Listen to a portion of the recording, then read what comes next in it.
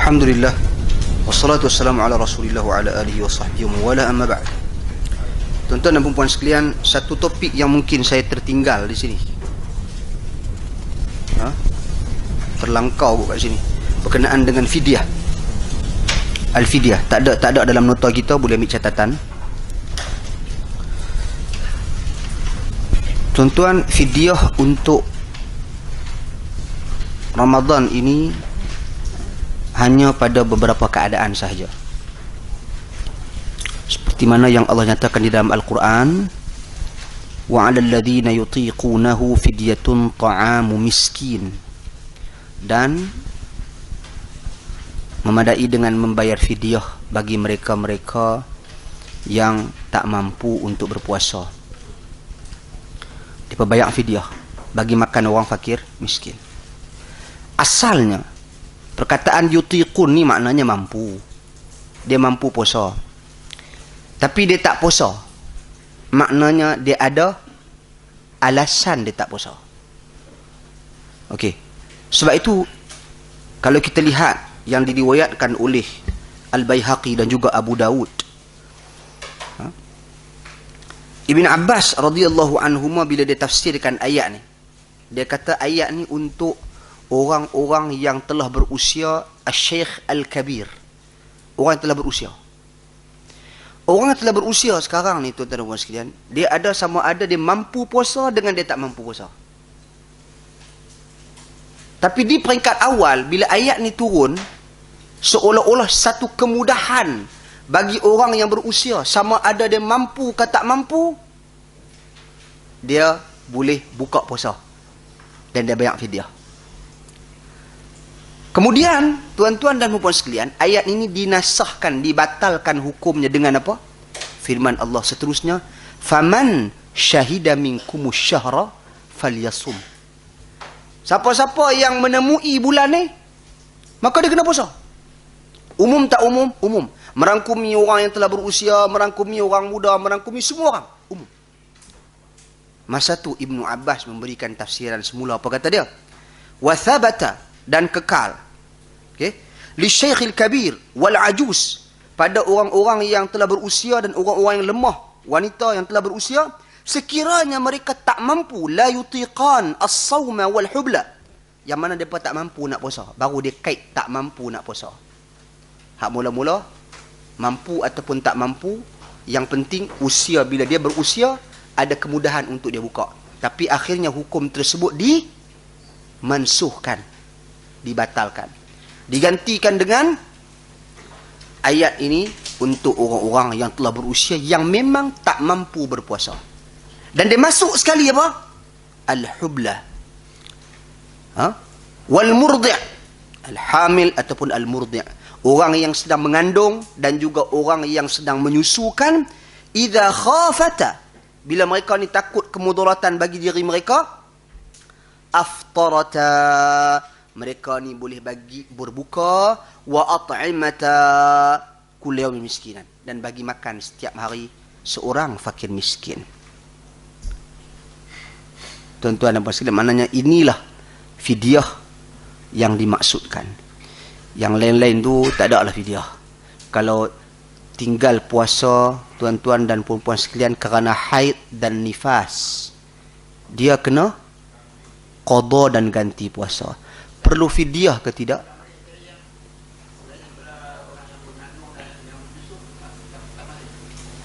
Lelaki yang tua dan wanita yang tua yang tak mampu untuk berpuasa. Disebut jelas, Idza kana. Tadi yang ayat mula-mula tadi umum tau, umum. Wa 'alal ladzina yutiqunahu fidyah, bagi golongan-golongan yang yutiq. Yutiq ni asalnya maksudnya dia mampu untuk puasa, tapi ada kelonggaran bagi dia untuk tak berpuasa dengan syarat dia bayar fidyah.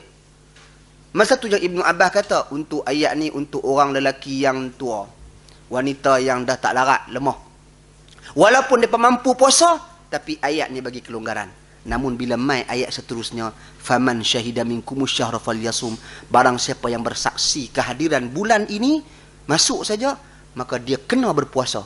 Termasuk orang yang mampu tadi, dia kena puasa pasal dia mampu. Sebab tu Tafsir Ibn Abbas seterusnya dia kata apa? Bila mai ayat ni, maka untuk orang yang berusia tadi ni, yang tak larat tadi ni, dengan syarat mereka boleh buka puasa dan mereka boleh bayar fidyah dengan syarat mereka tak mampu untuk berpuasa. Baru kena. Tuan-tuan dan puan sekalian. Demikian juga bagi yang golongan-golongan yang hamil, wanita yang hamil sekiranya takut memudaratkan dirinya ataupun anaknya, ataupun wanita-wanita yang sedang menyusukan anak, dibimbangi hilang kualiti susunya, kurang susu dan sebagainya, maka tuan-tuan dan puan sekalian dia diberi kelonggaran untuk berbuka. Berbeza dengan tuan-tuan kalau sekiranya dia tak menyusu anak dah. Tak nak. Apa alasan untuk dia berbuka? Tak ada alasan untuk dia berbuka. Jadi bila susu anak, dia ada alasan yang munasabah. Adapun haid dan nifas, saya tekankan sekali lagi, kadang-kadang berlaku sedikit salah faham di kalangan orang kita. Kita kesian juga kadang-kadang nak pergi bayar fidyah. So bayar fidyah dia kata dah tak puasa itu ni. Qada bayar fidyah. Dah. Fidyah ni untuk keadaan yang seperti ini. Sedangkan untuk haid dan nifas hanyalah ganti puasa, itu sahaja. Tuan-tuan dan puan sekalian, melainkan dia memang tak mampu nak ganti dah sampai bila-bila. Yang tu cerita lain, yang tu termasuk dalam keadaan yang seperti ini, orang yang dah tak larat, orang yang dah berusia, yang sakit tak boleh nak sembuh, maka memadai dengan dia membayar fidyah tanpa dia qada puasanya. Wallahu a'lam. Saya tu je buat fidyah, nak cakap yang tu je pun topik dah.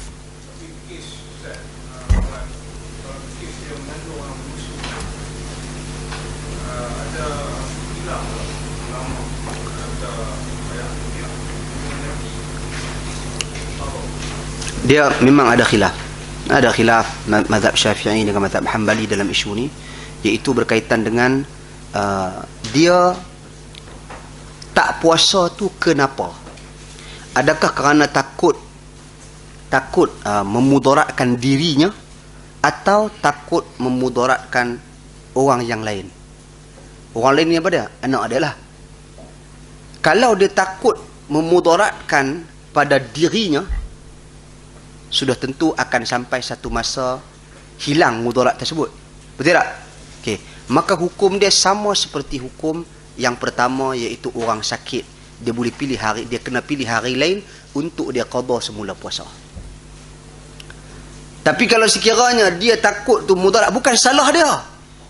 Bukanlah kata maksud salah anak dia.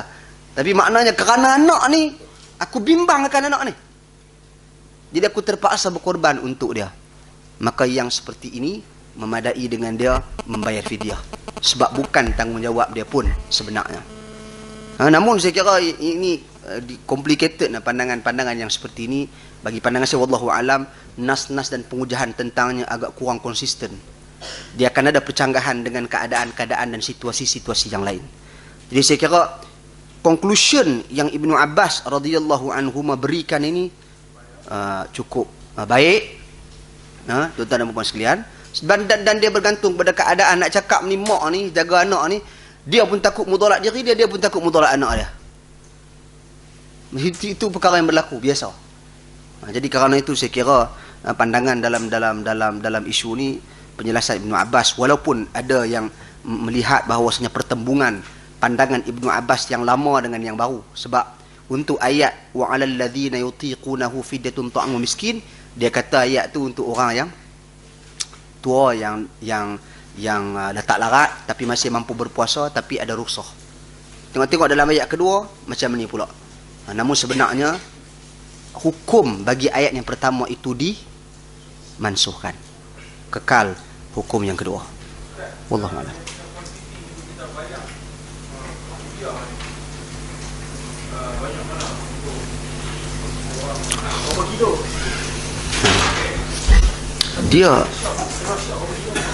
Dia satu sa', setengah sa' ni disebut setengah sa', tapi sebenarnya itu penetapan asalnya satu mudnya. Mud ni satu cupak. Itu penetapan yang asalnya. Mana? Tiga. Kita katakan lebih kurang lah, lebih kurang. Dia sebenarnya dia ikut takaran yang ditentukan oleh pemerintah kita pada hari ini. Ha? Kita tengok ukuran dia satu sok gantang satu gantang. Tuan-tuan dan puan sekalian, satu gantang. Satu gantang dia panggil pakai gantang Baghdadi ya. Gantang Baghdad. Dia panggil gantang Baghdad. Dia adalah timbangan dan takaran dia. Saya pun secara spesifik tak tahulah dia punya berapa kilo gantang ni. Tapi yang paling penting kita faham, untuk bayar fidyah ni satu hari secupak makanan asasi. Makanan. Dia fidyah ni makanan, kena faham, sebab ditekskan dalam Al-Quran nas. Fidyatun ta'amu miskin. Fidyah dengan memberi makan kepada orang miskin. Kok mana pun dia kena makan. Macam zakat fitrah. Sebab tu ini perbahasan tentangnya, benda yang sama juga akan dibahaskan dalam zakat fitrah. So jumlahnya pastikan secupak. Secupak saya tak pastilah kiraan dia sekarang pada hari ini berapa. Mungkin berapa ratus gram tadi. 600 gram. Itu kiraannya untuk secupak bagi setiap hari. Tuan-tuan dan puan sekalian. Okey, clear lah? Ada bagi bab fidyah. Duit ni sebenarnya dalam semua isu yang berkaitan dengan hukum macam zakat fitrah, fidyah apa semua ni, yang mengharuskan ditukarkan dengan nilai satu aliran mazhab saja, mazhab Hanafi. Mazhab Hanafi. Mazhab sebahagian daripada ilmuwan kontemporari ni dia kata mazhab Hanafi ni dalam isu ni bab muamalat ni dia agak terbuka dan dia dilihat sebagai satu mazhab yang lebih kontemporari. Maknanya sesuai keadaan sekarang, dalam keadaan orang memerlukan duit lebih daripada makanan asasi. Orang beli duit, orang buat macam-macam. Cuma nak tanya secupak berapa ringgit? Berapa ringgit ke? 600 gram?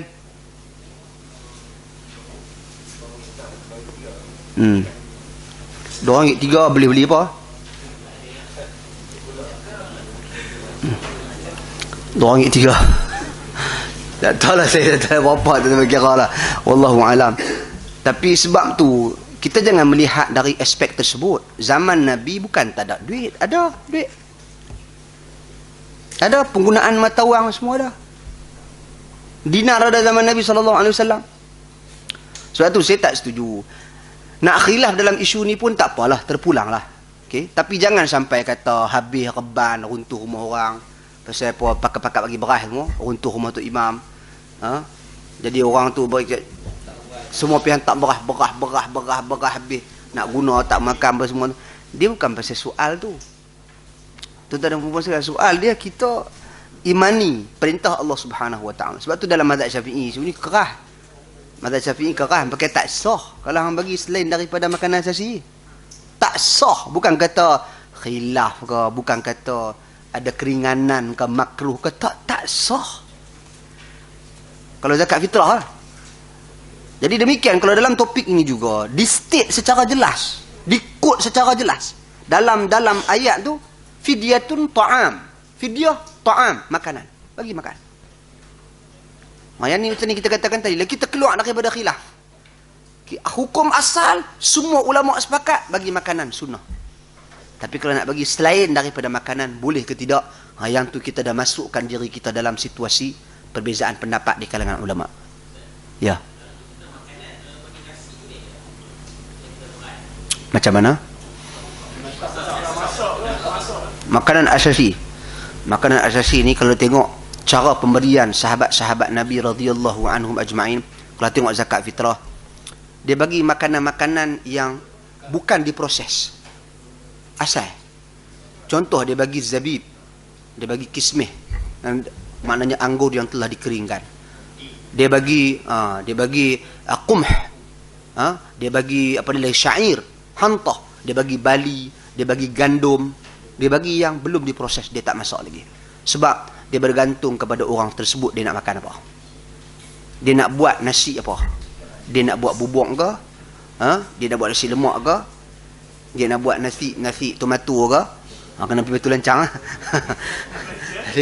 Jadi tuan-tuan dan puan sekalian, jadi itu dia punya gambaran dia. Wallahu a'lam. Jadi bagi makanan asasi yang belum diproses. Allah Allah.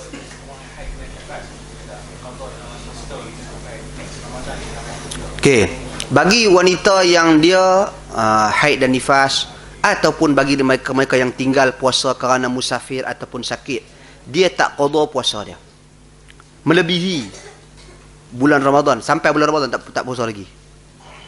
Tuan-tuan dan perempuan sekalian, kalau dilihat nas-nas tentangnya tak ada apa berdosa besar ke apa, tak disebut secara jelas. Cuma kita boleh melihat perbuatan Aisyah radhiyallahu anha. Aisyah, abang aku ni qada puasa Ramadan yang aku tinggal, aku qada di bulan Sya'ban.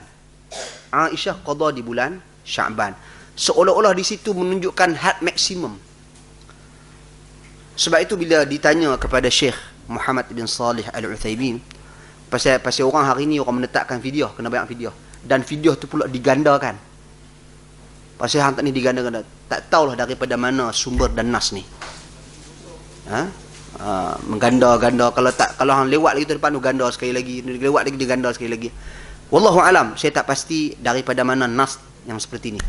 Mungkin ada pendapat-pendapat ilmuwan, tapi kita nak nas sebab benda ni berkaitan dengan tuntutan denda yang disyariatkan. Kita kena ingat, kita nak laksanakan fidyah ni kenapa? Kerana ia perintah daripada Allah. Bila dia perintah daripada Allah, kita jangan terima dia sebagai satu syariat sahaja. Kita kena terima kaedah-kaedah perlaksanaan perkara tersebut. Berapa jumlahnya, bagaimana kaedah pemberiannya, kita kena terima semua. Jangan terima hak syariat, lepas tu buat ikut suka. Lepas tu pandai-pandai pergi duduk ganda. Tuan-tuan dan puan sekalian. Jadi sebab tu saya melihat dalam isu ni, bagi mereka yang haid dan nifas, mereka kena qada puasa. Kalau mereka lewatkan, sudah tentu itu merupakan satu kemaksiatan kepada Allah. Sebab hukum asal di dalam Islam, fastabiqu al-khairat. Kebaikan ni kita kena cepat-cepat lakukan. Dan sudah tentu dalam hal-hal yang berkaitan dengan ibadat fardu, tuan-tuan, kita kena sentiasa berusaha untuk sempurnakan. Jangan lewatkan. Wallahu alam. Maknanya apa yang Aisyah buat tu satu gambaran sampai dekat ni. Sampai dekat ni, sampai bulan Sya'ban. Ini tempoh dia. Maka kita kena berusaha untuk selesaikan dan tamatkan dalam tempoh tersebut. Wallahu a'lam. Apa lagi?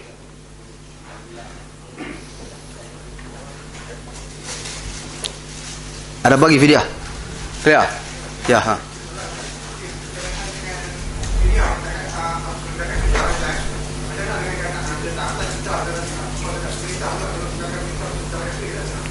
Okey.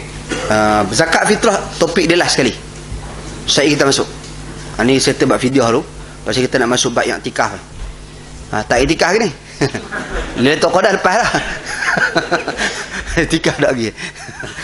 Jadi, selagi zakat fitrah, kita sampai zakat fitrah sebab habis daripada i'tikaf ni, terus topik zakat fitrah.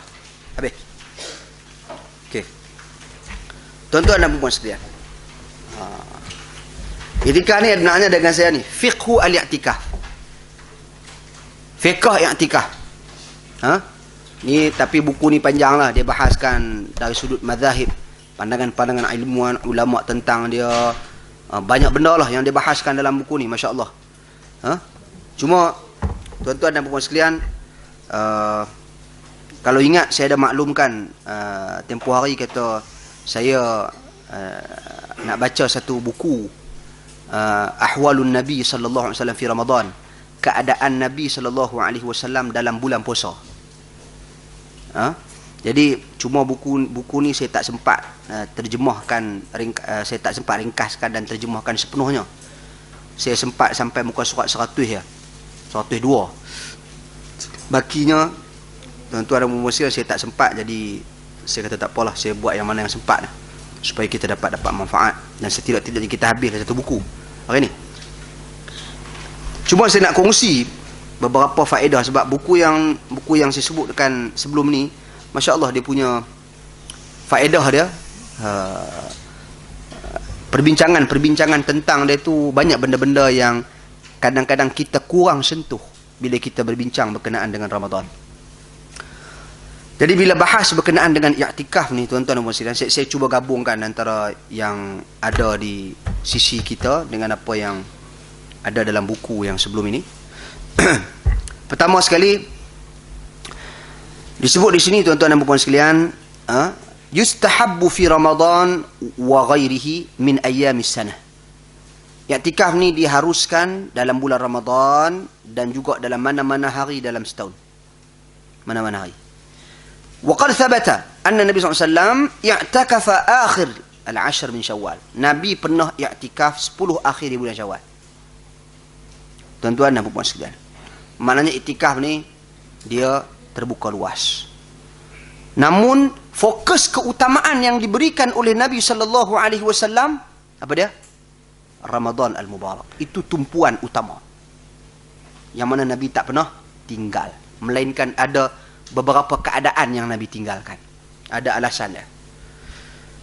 Dalil dia diambil hadis daripada perbuatan Umar Al-Khattab. Umar berkata kepada Nabi SAW, "Ya Rasulullah, inni kuntu nadartu fil jahiliyati an a'takifa laylah fil masjidil haram.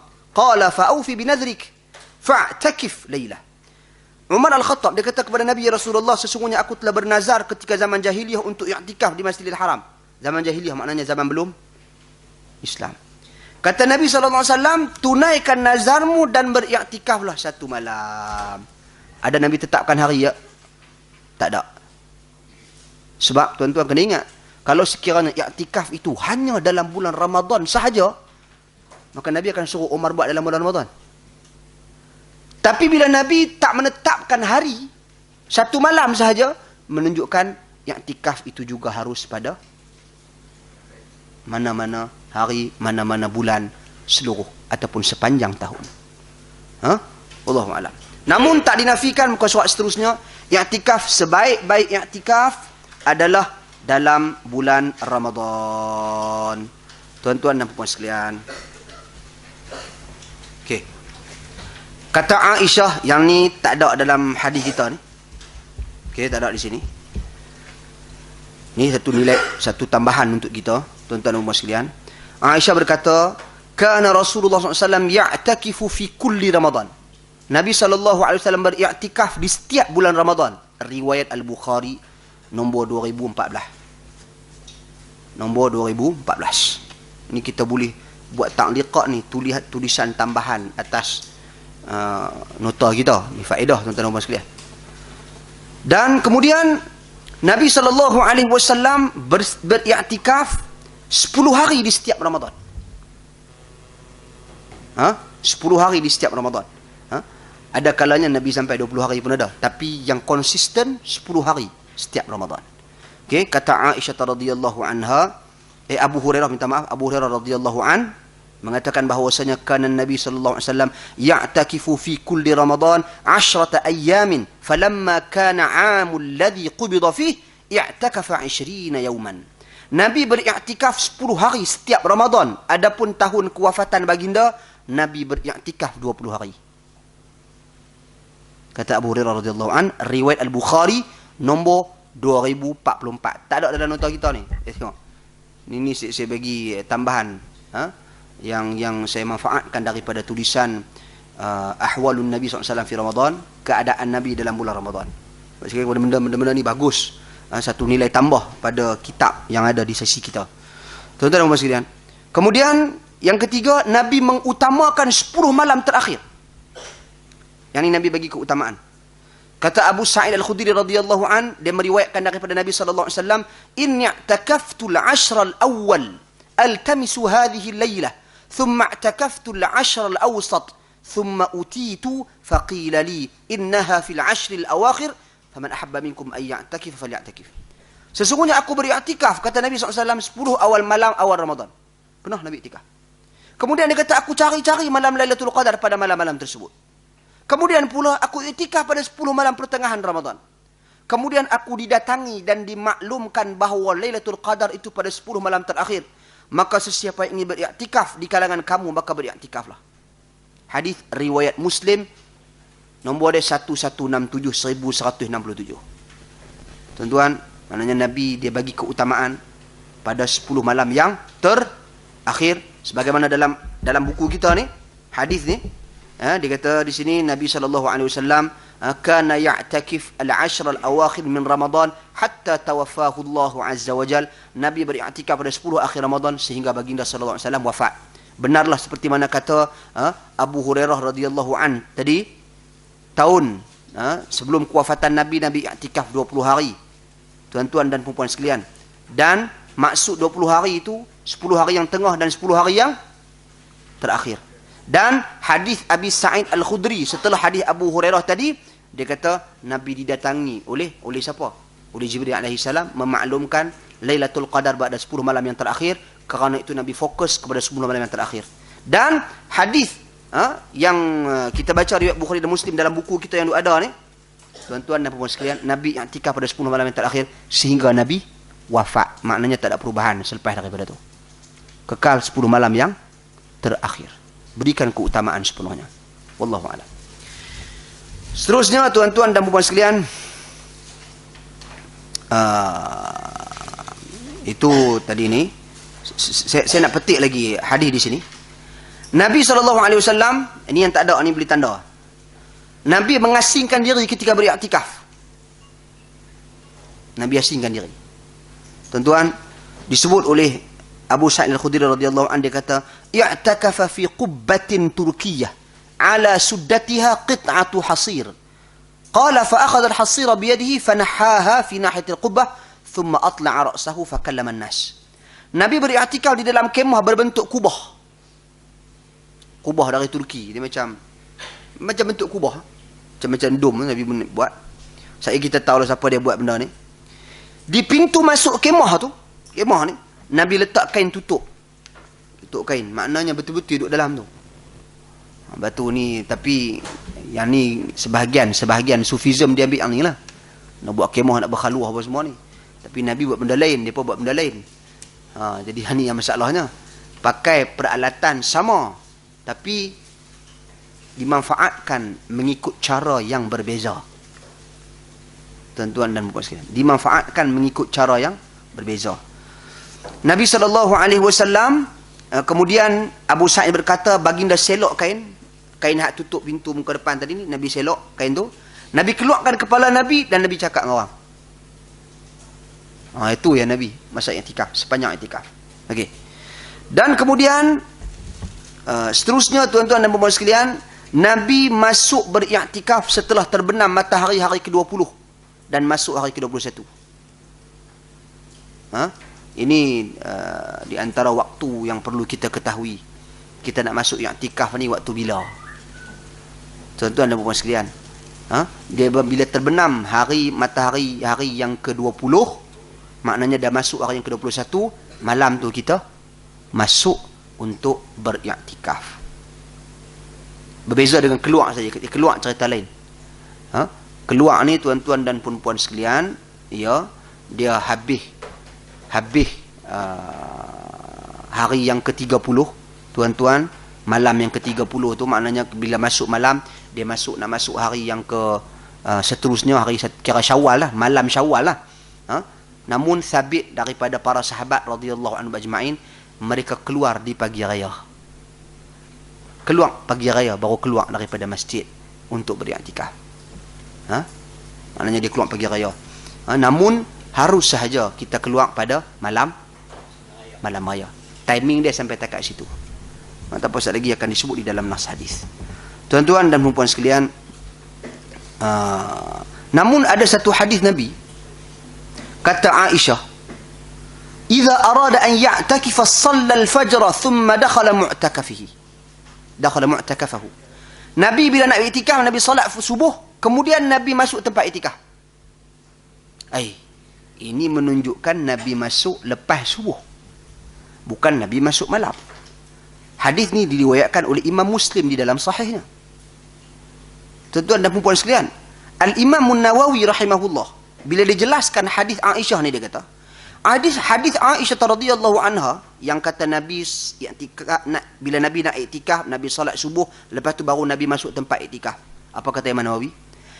Hadis Aisyah ni tak menunjukkan Nabi memulakan iktikaf setelah subuh.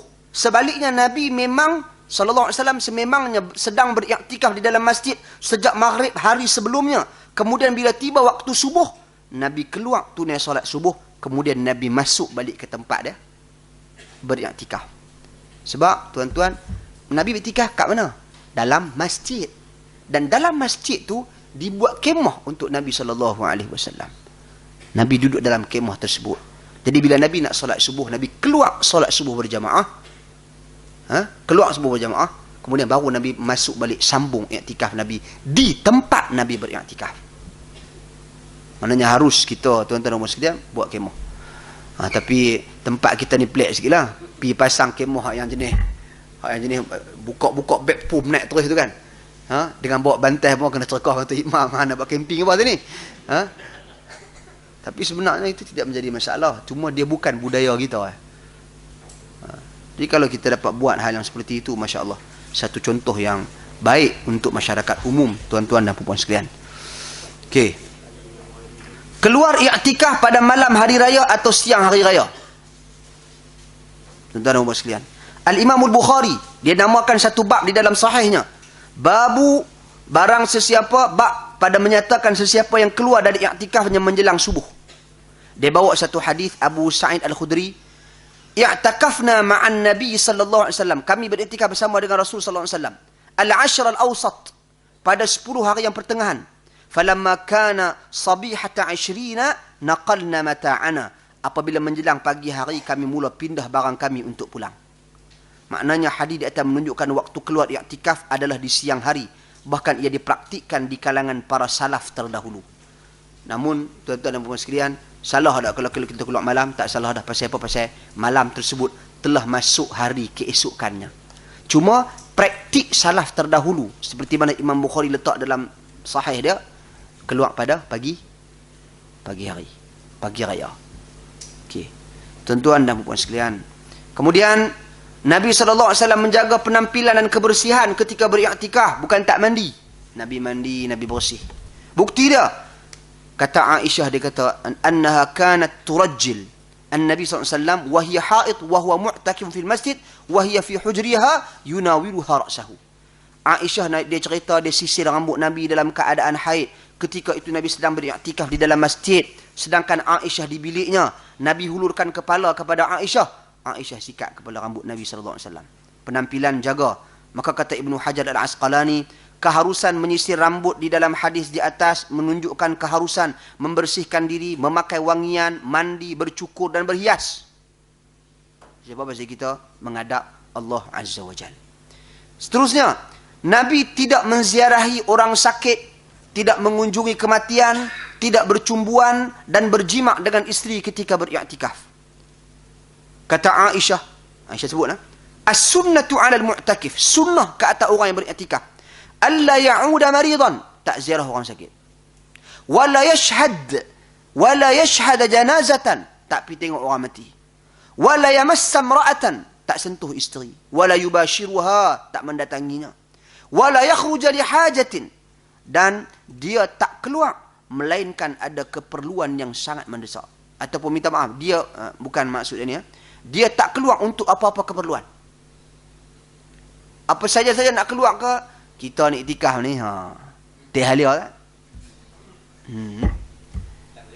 Katakanlah kita iktikaf kat masjid mana-mana ke, masjid Jami' mana ke, lepas tu kena roti canai, transfer road tengah malam tu, lepas tu tak lagi pergi line clear, lepas tu tak lagi pergi sana pergi sini. Tuan-tuan, tak jadi. Yang tu tak jadi.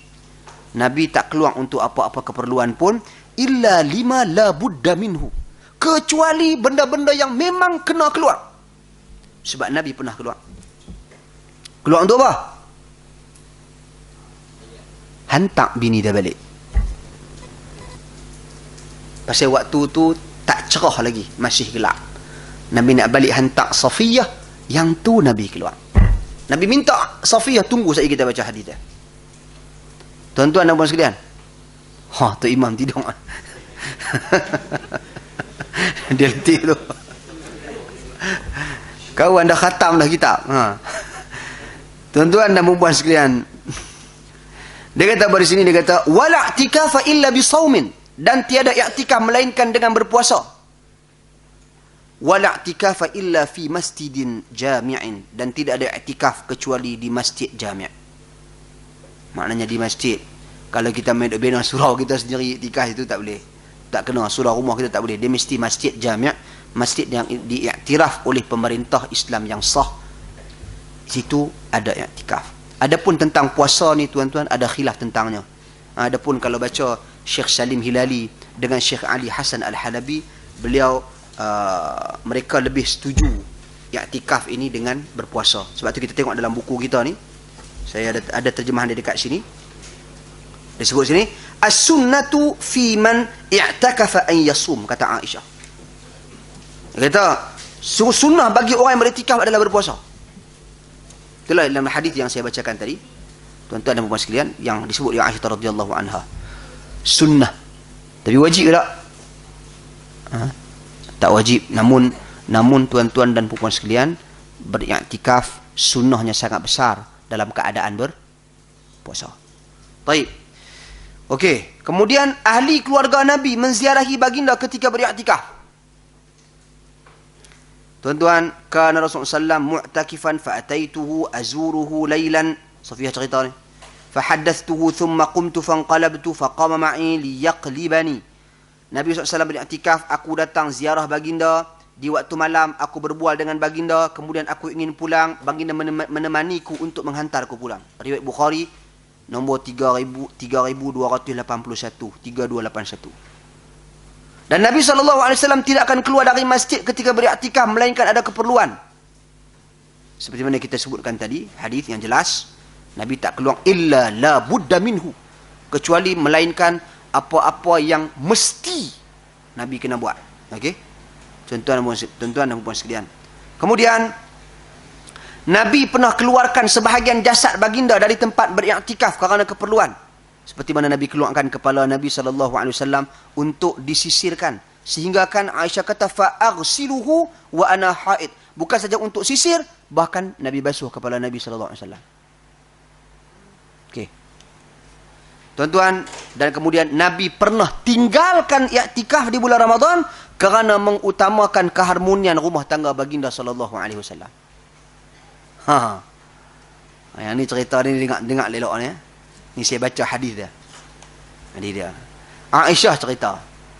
Dia kata, "Kana an-nabi sallallahu alaihi wasallam ya'takifu fil 'ashr al-awakhir min Ramadan fa kuntu adribu lahu khiba fa yusalli as-subha thumma yadkhuluhu." Nabi sallallahu alaihi wasallam i'tikaf pada 10 malam terakhir di bulan Ramadan, dan aku membina untuk Nabi satu khemah. Dan Nabi sallallahu alaihi wasallam salat subuh, kemudian Nabi masuk dalam khemah tersebut. Fasta'dhanat Hafsah Aisyah an tadriba khiba. Hafsah bila dia tengok Nabi buat kemah kat Nabi, dia pun kata, aku nak buat agak. Aisyah, aku buat satu. Maka Hafsah isteri Nabi, dia buat satu kemah kat Nabi. Fadarabat khiba, dia buat. Falamma ra'athu Zainab bintu Jahshin darabat khiba'an akhar. Zainab bila tengok pula Zainab bintu Jahshin, isteri Nabi juga, hampa buat kemah kat Nabi, aku pun nak buat agak. Dia pun buat juga. Tuan-tuan dan puan sekalian, falamma asbahan Nabi sallallahu alaihi wasallam, bila Nabi tengok semua, Nabi keluar-keluar, Nabi tengok semua kemah-kemah ni, Nabi kata, faqala ma hadha? Apa dia ni? Ini cerita bini berebut nak khidmat. Fa ukhbir, Nabi dimaklumkan tentangnya. Faqala Nabi sallallahu alaihi wasallam, maka Nabi bersabda, al birra turawna bihinna. Ni statement Nabi sallallahu alaihi wasallam ni. Maksudnya, adakah kamu semua menyangka dengan kemah ini terbukti ketaatan kamu semua? Maknanya berubah kemah ni. Nabi merajuk atas nak didik. Nabi kata, disebut oleh Aisyah, fataraka al-i'tikaf fadhalika syahr thumma i'takafa 10 min Syawal. Nabi tinggal i'tikaf bulan tu, Ramadan tahun tu. Bini berkelahi. Bukan masa awak lagi masuk kemah ni, bini nu kata, apa abang ni aku buat kemah tak modok. Jadi payah. Jadi Nabi SAW demi menjaga keharmonian rumah tangga, Nabi tak i'tikaf. Bulan Ramadan tahun tersebut Nabi hentikan, Nabi ganti pada bulan Syawal, yang mana sabit di dalam hadis pada akhir Syawal. Pasal apa? Nak jaga keharmonian rumah tangga. Ini faedah-faedah yang Hadis riwayat Bukhari. Nombor 2033. Tuan-tuan dan puan-puan sekalian. Dan kemudian Nabi SAW gantikan i'tikaf kerana ada keperluan lain. Ubay bin Ka'ab radhiyallahu an pernah meriwayatkan Nabi SAW kana ya'takifu fil 'ashr al-awakhir min Ramadan fasafara wa lam ya'takif falamma kana min al-'am al-muqbil i'takafa 20 yawman. Nabi SAW secara kebiasaan beriktikaf pada 10 malam terakhir di bulan Ramadan. Suatu ketika baginda telah bermusafir dan tidak beriktikaf.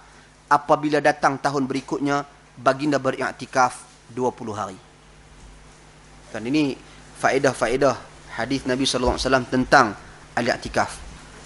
Itu yang dalam buku yang Ahwalun Nabi SAW, keadaan Nabi di bulan Ramadan. Cuma kita tengok balik kat buku kita ni. Berkenaan dengan syarat-syarat iktikaf. Ni dia susun baliklah syarat-syarat iktikaf. Pertamanya, larangan mendatangi isteri. Kita pun dah baca tadi firman Allah Azza wa Jal, wala tubashiruhunna wa antum aakifuna fil masajid. Surah Al-Baqarah ayat 187. Jangan kamu setubuhi isteri-isteri kamu ketika kamu iktikaf di dalam masjid. Dan kemudian tuan-tuan dan puan-puan sekalian, ini pendirian dan pandangan penulis kitab yang saya nak baca ni, iaitu Syekh Salim dan juga Syekh Ali Hasan. Iaitu dia kata walaysat hadhihi al-masajid 'ala al-itlaq faqad warada taqiduha fi sunnatil musyarrafah. Bukanlah iktikaf ini berlaku pada semua masjid. Dia tak berlaku pada semua masjid. Dan dibatasi dengan beberapa masjid yang telah datang dalam hadis-hadis Nabi sallallahu alaihi wasallam.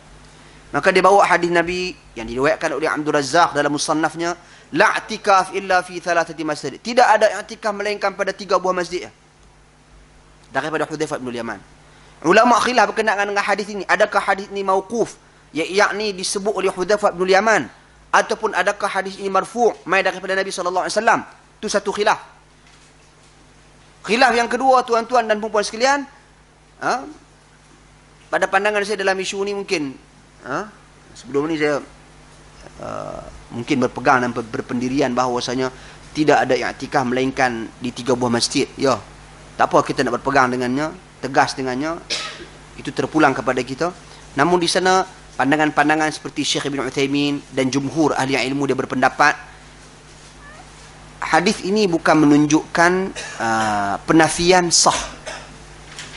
La i'tikaf ni tidak ada i'tikaf, bukan tidak sah i'tikaf melainkan di 3 buah, bukan maksud dia yang tu. Dia bermaksud penafian kesempurnaan, nafyul kamal. Maknanya tidak ada tempat yang paling sempurna i'tikaf kecuali di 3 buah masjid. Tuan-tuan dan puan sekalian, 3 masjid ni masjid mana? Masjidil Haram, Masjid An-Nabawi dengan Masjidil Aqsa. 3 buah masjid. Dan Syekh Al-Albani rahimahullah dan juga murid-murid beliau dan daripada kalangan ahli ilmu dan sebagainya berpendapat bahawasanya tidak ada i'tikaf melainkan di 3 buah masjid. Maknanya siapa nak pergi iktikaf sana, baru boleh dikategorikan sebagai i'tikaf yang masyru', yang disyariatkan, seperti mana dilaksanakan dalam hadis-hadis Nabi sallallahu alaihi wasallam. Batu orang argue lah, kalau macam tu orang lain tak ada i'tikaf lah. Dia pun jawab balik mudah lah. Dia kata macam umrah dan haji lah. Kalau macam tu orang lain tak boleh buat umrah haji. Kalau macam tu kita buat haji tempat umrah tempat kita tak boleh, pasal dia ditentukan tempat nak buat umrah, ditentukan tempat nak buat haji. Macam tu juga yang i'tikaf. Walau bagaimanapun tuan-tuan dan puan sekalian, sebahagian besar daripada ulama-ulama juga, Syekh Ibn Uthaymin contohnya, memberikan penjelasan dalam isu ni. Kata dia bahawasanya maksud dalam hadis ni ataupun athar ini, mauquf ni, sandaran kepada Hudzaifah, iaitu tidak ada i'tikaf yang lebih sempurna dari beriktikaf di Masjid Nabi, Masjidil Haram dan Masjidil Aqsa, sebab berkait rapat dengan kemuliaan dan kedudukan tempat tersebut. Sama seperti kita salat berjamaah di Masjidil Haram dengan Masjidil Nabawi. Tuan-tuan, kita juga solat jemaah dekat Masjid USM. Pahala kita dapat ada solat jemaah, mudah-mudahan insya-Allah dijanjikan berapa ganjaran pahala? Berapa? 27 ganjaran pahala. 27 ganjaran pahala. Di Masjidil Haram 100,000. 100,000 satu salat. Jadi dia maksud dia macam inilah. Maksud dia kata, i'tikaf nak dapat kesempurnaan i'tikaf dengan ganjaran pahala yang begitu besar. Masjidil Haram, Masjid Nabawi, Masjid Aqsa. Ikut ranking dia lah. Masjid-masjid lain daripada tu, kata Syekh Ibn Uthaymin, bukan tak boleh. Boleh i'tikaf. Tapi taklah mendapat kesempurnaan ganjaran seperti mana lakukan ataupun melaksanakan i'tikaf di 3 buah masjid. So ada dua kecenderungan dalam isu ini, dan penulis lebih cenderung kepada 3 buah masjid. Masjid lain tak boleh. Tuan-tuan dan puan-puan sekalian, ya, adapun kita ni kalau kita nak buat ni tuan-tuan dan puan sekalian, kalau buat saya tidak masalah, benda ni khilaf. Kalau kita nak buat pun buat bagi konsisten dan buat ikut peraturan. Jangan kira nak i'tikaf kat masjid kita, lepas tu dengan kita bawa handphone, ada internet, ada semua Facebook. Memang duduk dalam kemah pun bawa kemah punya canggih apa semua, pasang apa semua, nak ikut Nabi SAW. Tu dia duduk. Update status ni tak ada seminit. Jadi i'tikaf apa lagu tu? Tak kena dengan maksad ataupun tujuan utama kita beri'tikaf, tuan-tuan. Cuba try tengok sehari tu, asingkan diri. Duk tengok. Asingkan diri. Kita ada masjid-masjid sunnah di sekitar Pulau Pinang ni, yang faham, tuan-tuan, yang faham sunnah ni, yang faham ni, pakat-pakat lah, try buat tengok. Try buat tengok. Tuan-tuan, buat betul-betul sehari ke, buat 2 hari ke, yang takat-takat mana yang kita mampu untuk kita buat. Untuk kita test tengok, mampu tak dalam masa sehari kita putuskan hubungan kita dengan dunia. Wallahu a'lam. Amalan Nabi SAW semasa i'tikaf ni banyak. Nabi salat, selain daripada baginda SAW salat, memperbanyakkan bacaan Al-Quran, berzikir, beristighfar, itu sahaja. Dan Nabi SAW juga, tuan-tuan, bukan bererti i'tikaf tu Nabi tak cakap orang, Nabi cakap. Ada masa Nabi SAW sendak isteri Nabi, sikat rambut Nabi, basuh rambut Nabi. Maknanya ada masa istirahah pun ada. Hak kepada badan kita. Tuan-tuan dan puan sekalian, ada masa Nabi berbual, sembang. Isteri Nabi radhiyallahu anhunna datang mai ziarah Nabi, berbual dengan Nabi SAW. Tuan-tuan dan puan sekalian, ada masa kallaman nas, Nabi duduk tinggal dalam ni, buka cakap dengan orang kat luar. Maknanya bukan bererti bila i'tikaf ni asing dari turis mutlaknya, tak. Tapi kita berikan fokus keutamaan kita kepada urusan akhirat dan potong sebahagian komunikasi kita dengan dunia. Try tengok sehari. Tuan-tuan dan puan sekalian, try tengok sehari. Nabi ziarah orang sakit pun tak, ziarah orang mati pun tak. Untuk keperluan-keperluan dia tak keluar pun, melainkan ada yang mendesak. Sebab isteri Nabi Safiyah nak keluar balik seorang-seorang, Nabi kena teman lah. Yang masa kes ni yang berlaku, ada sahabat Nabi daripada kalangan Ansar, mereka tengok, mereka nampak Nabi dengan Safiyah 2 orang, mereka jalan laju. Laju-laju jalan. Nabi panggil, main ni. Nabi terus kata dekat mereka, inna syaitana yajri majrad dam. Syaitan ni berjalan dalam darah-darah manusia. Pasal apa? Pasal mereka menyangka yang tu bukan isteri Nabi. Nabi jalan dengan perempuan mana? Dia tersangka. Pasal dia tengok, siapa dia? Pasal tak nampak gelap.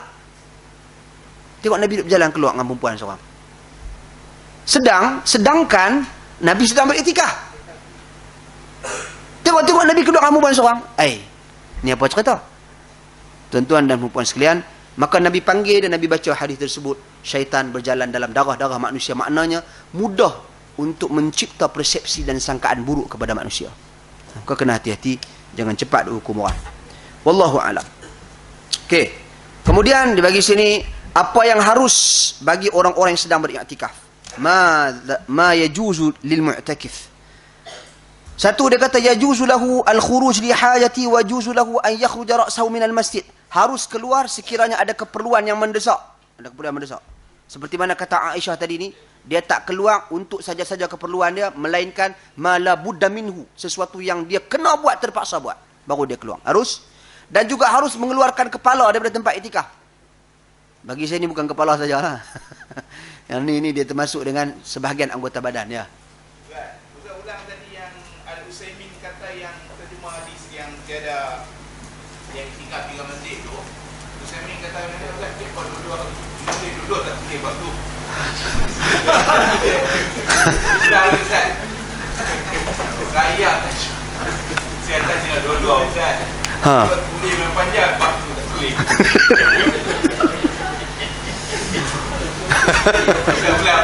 Okay. Dia perkataan la'tikaf. Tidak ada i'tikaf. Macam ni ya.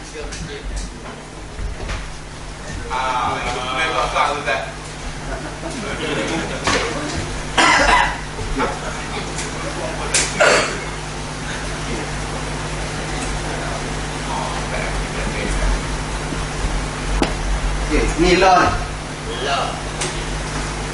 ni la'tikaf. Tidak ada i'tikaf. Maksud dia macam tu lah. Kecuali di 3 masjid. Perkataan la ni dia khilaf. Maksud apa? Adakah dia menafikan kesempurnaan i'tikaf ataupun dia menafikan sahnya i'tikaf? Tu je lah. Pendapat Syekh Al-Albani rahimahullah, dia berpendapat menafikan sahnya i'tikaf. Maknanya tak sah i'tikaf kecuali 3 buah masjid. Tu dia panggil la linafis sihhah, menafikan sahnya i'tikaf. Satu lagi la menafikan kesempurnaan, la linafil kamal. Bukan kamal jabati. Nafil kamal, menafikan kesempurnaan i'tikaf, kesempurnaan. Contoh dia ambil hadis kata Syekh bin Utsaimin, la yu'minu ahadukum hatta yuhibba li akhihi ma yuhibbu li nafsihi. Tidak sempurna iman seseorang kecuali dia mengasihi saudaranya lebih daripada dia mengasihi dirinya sendiri. Sama seperti dia mengasihi dirinya sendiri. Ma yuhibbu li nafsihi. Maknanya la juga di situ. Tapi bukan menafikan sahnya iman, tak. Dia hanya menafikan kesempurnaan iman. Clear? Itu pandangan Ibn Utsaimin rahimahullah. Wallahu a'lam. Kamu tulislah. Okey. Kemudian tuan-tuan dan puan sekalian, dia bawa di sini hadis Aisyah radhiyallahu anha, harusnya keluar untuk mengeluarkan sebahagian badan ataupun kepala daripada tempat beriktikaf ataupun masjid. Kata Aisyah radhiyallahu anha, apabila Nabi sallallahu alaihi wasallam hulurkan kepalanya kepadaku sedang baginda sallallahu alaihi wasallam beriktikaf di dalam masjid, maka aku menyisirnya dan aku kekal di bilikku. Antara aku dan baginda dibatasi dengan pintu. Ketika itu aku sedang haid dan baginda sallallahu alaihi wasallam sama sekali tidak masuk ke rumah ketika sedang beriktikaf melainkan ada keperluan. Perlu yang mendesak. Tuan-tuan dan puan sekalian, riwayat Al-Bukhari nombor 229. Seterusnya, harus wanita itu beriktikaf bersama dengan suaminya ataupun bersendirian tanpa suaminya. Boleh? Boleh, tuan-tuan dan puan-puan sekalian. Dengan syarat apa? Bebas daripada fitnah. Sidang hadirin tuan-tuan dan puan-puan sekalian, berdasarkan kata-kata Aisyah radhiyallahu anha, inna Nabi sallallahu alaihi wasallam ya'takifu al-ashr al-awakhir min Ramadan hatta tawaffahu Allah, thumma i'takafa azwajuhu min ba'dih. Hadis Bukhari dan Muslim. Sesungguhnya Nabi sallallahu alaihi wasallam beriktikaf pada 10 malam terakhir di bulan Ramadan sehingga baginda sallallahu alaihi wasallam wafat. Kemudian para isteri baginda sallallahu alaihi wasallam beriktikaf selepas kewafatan baginda sallallahu alaihi wasallam. Maknanya harus, tapi dengan syarat wanita tersebut mendapat izin suami. Tuan-tuan, nak ubah budaya bukan senang, payah. 10 malam terakhir kita ni sebenarnya sasarannya raya. Memang budaya. Sembang pilah sunnah kat mana pun, bila anak balik 10 malam terakhir, objektifnya raya. Kat mana pun, ubah budaya ni payah. Tuan-tuan. Tapi saya tengok Arab dia membudayakan hal yang berbeza. Dia membudayakan hari-hari gembira. Maknanya gembira syok nak raya ni, raya haji. Hari raya puasa ni, tuan-tuan dan puan sekalian, dia membudayakan kegembiraan. Pertama, bersedekah di bulan Ramadan. Buat kenuri, bagi makan, panggil orang makan. Iftarus saim, bagi orang makan untuk buka puasa. Yang ni yang paling menggembirakan dia. Dan paling dia menggembira 10 malam yang terakhir. Iaitu, tuan-tuan dan puan sekalian, i'tikaf di masjid. Masjidil Haram, Masjid Nabawi. Dia paling syok sekali yang tu. Sehingga kan tuan-tuan dan puan sekalian, dalam setahun, di 10 malam terakhir sahaja. Masa zaman saya tak tahu sekarang ni ada lagi. Saya difahamkan kata ada lagi. Di Masjid Ali bin Abi Talib. Masjid tu masjid sebelah kanan Masjid Nabawi, kanan kiblat. Kata kiblat macam ni, di sebelah kanan sekali ada Masjid Ali bin Abi Talib. Setiap tahun dia buat nasi kambing untuk orang yang beriktikaf. Maknanya orang keluar makan, tak pergi masuk balik lah. Makan je lah. Memang nasi kambing tu special. Tak jumpa dalam bandar Madinah. Tak jumpa. Tak tahu main kedai mana, orang tak tahu. Jadi ada kita pun yang tak etika ni pun kayu gerak bi. Kayu gerak bi makan, mesti sedap punya kan. Maknanya mereka berlumba-lumba untuk membuat kebaikan pada 10 malam yang terakhir. Tuan-tuan. Pasal 10 malam yang terakhir ada qiyam yang panjang. Untuk imam salat malam sampai sampai dekat nak subuh baru berhenti. Tuan-tuan dan puan sekalian, dengan bacaan-bacaan yang begitu panjang. Jadi orang yang beriktikaf ni, tuan-tuan dan puan sekalian, masya-Allah, dan suasana yang sedemikian rupa. Mudah-mudahan nanti bila-bila nanti tuan-tuan kita boleh buat trip pergi iktikaf, kita register masuk untuk duduk dalam Masjidil Haram ataupun Masjidil Nabawi. Itu yang tuan-tuan, bukan senang nak dapat peluang-peluang yang sedemikian rupa. Bercita-citalah kita untuk mendapat peluang seperti itu. Tuan-tuan dan puan sekalian, beriktikaf di 3 buah masjid ni. Wallahu a'lam. Okey, selesai beriktikaf. Ada apa soalan pasal iktikaf? Clear? Okey, tak ada apa. Kita masuk bab yang terakhir, zakatul fitri. Zakat fitrah. Kau muka surat akhir. Menunaikannya, yakni surat minta maaf. Terbalik itu, hukum menunaikannya. Hukum menunaikannya, asnaf zakat fitrah dan orang yang wajib membayar zakat fitrah. Abdullah ibn Umar radhiyallahu anhuma, dia kata apa? Farada Rasulullah sallallahu alaihi wasallam zakat al-fitri sa'an min at-tamr aw sa'an min sha'irin 'ala al-'abd wal-hurr wal-dhakar wal-untha was-saghir wal-kabir min al-muslimin. Riwayat Bukhari dan Muslim. Kata dia, Rasulullah sallallahu alaihi wasallam telah mewajibkan zakat fitrah 1 sa'. Segantang. Zakat fitrah ni segantang.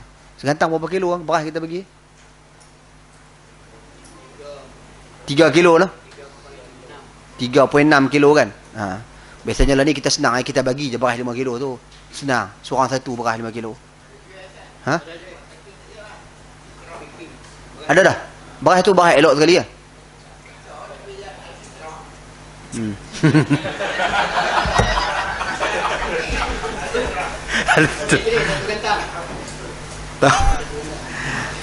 kita tak boleh, kita tengoklah beras-beras elok kan.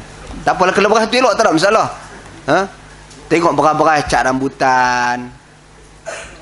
Beras apa? 5% lah.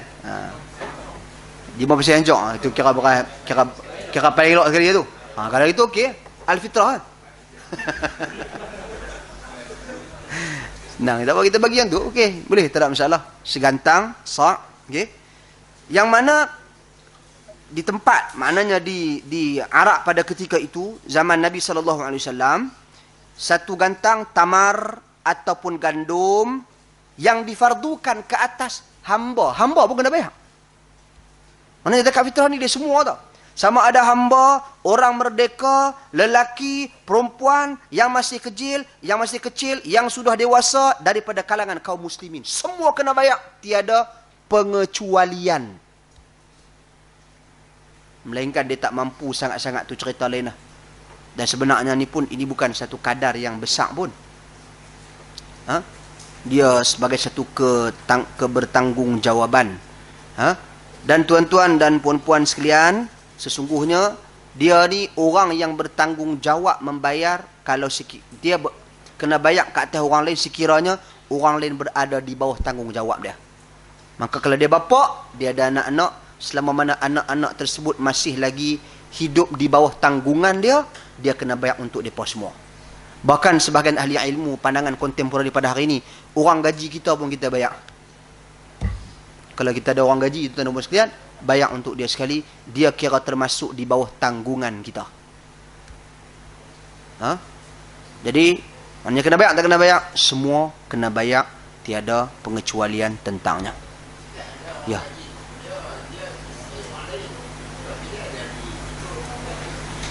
Macam mana?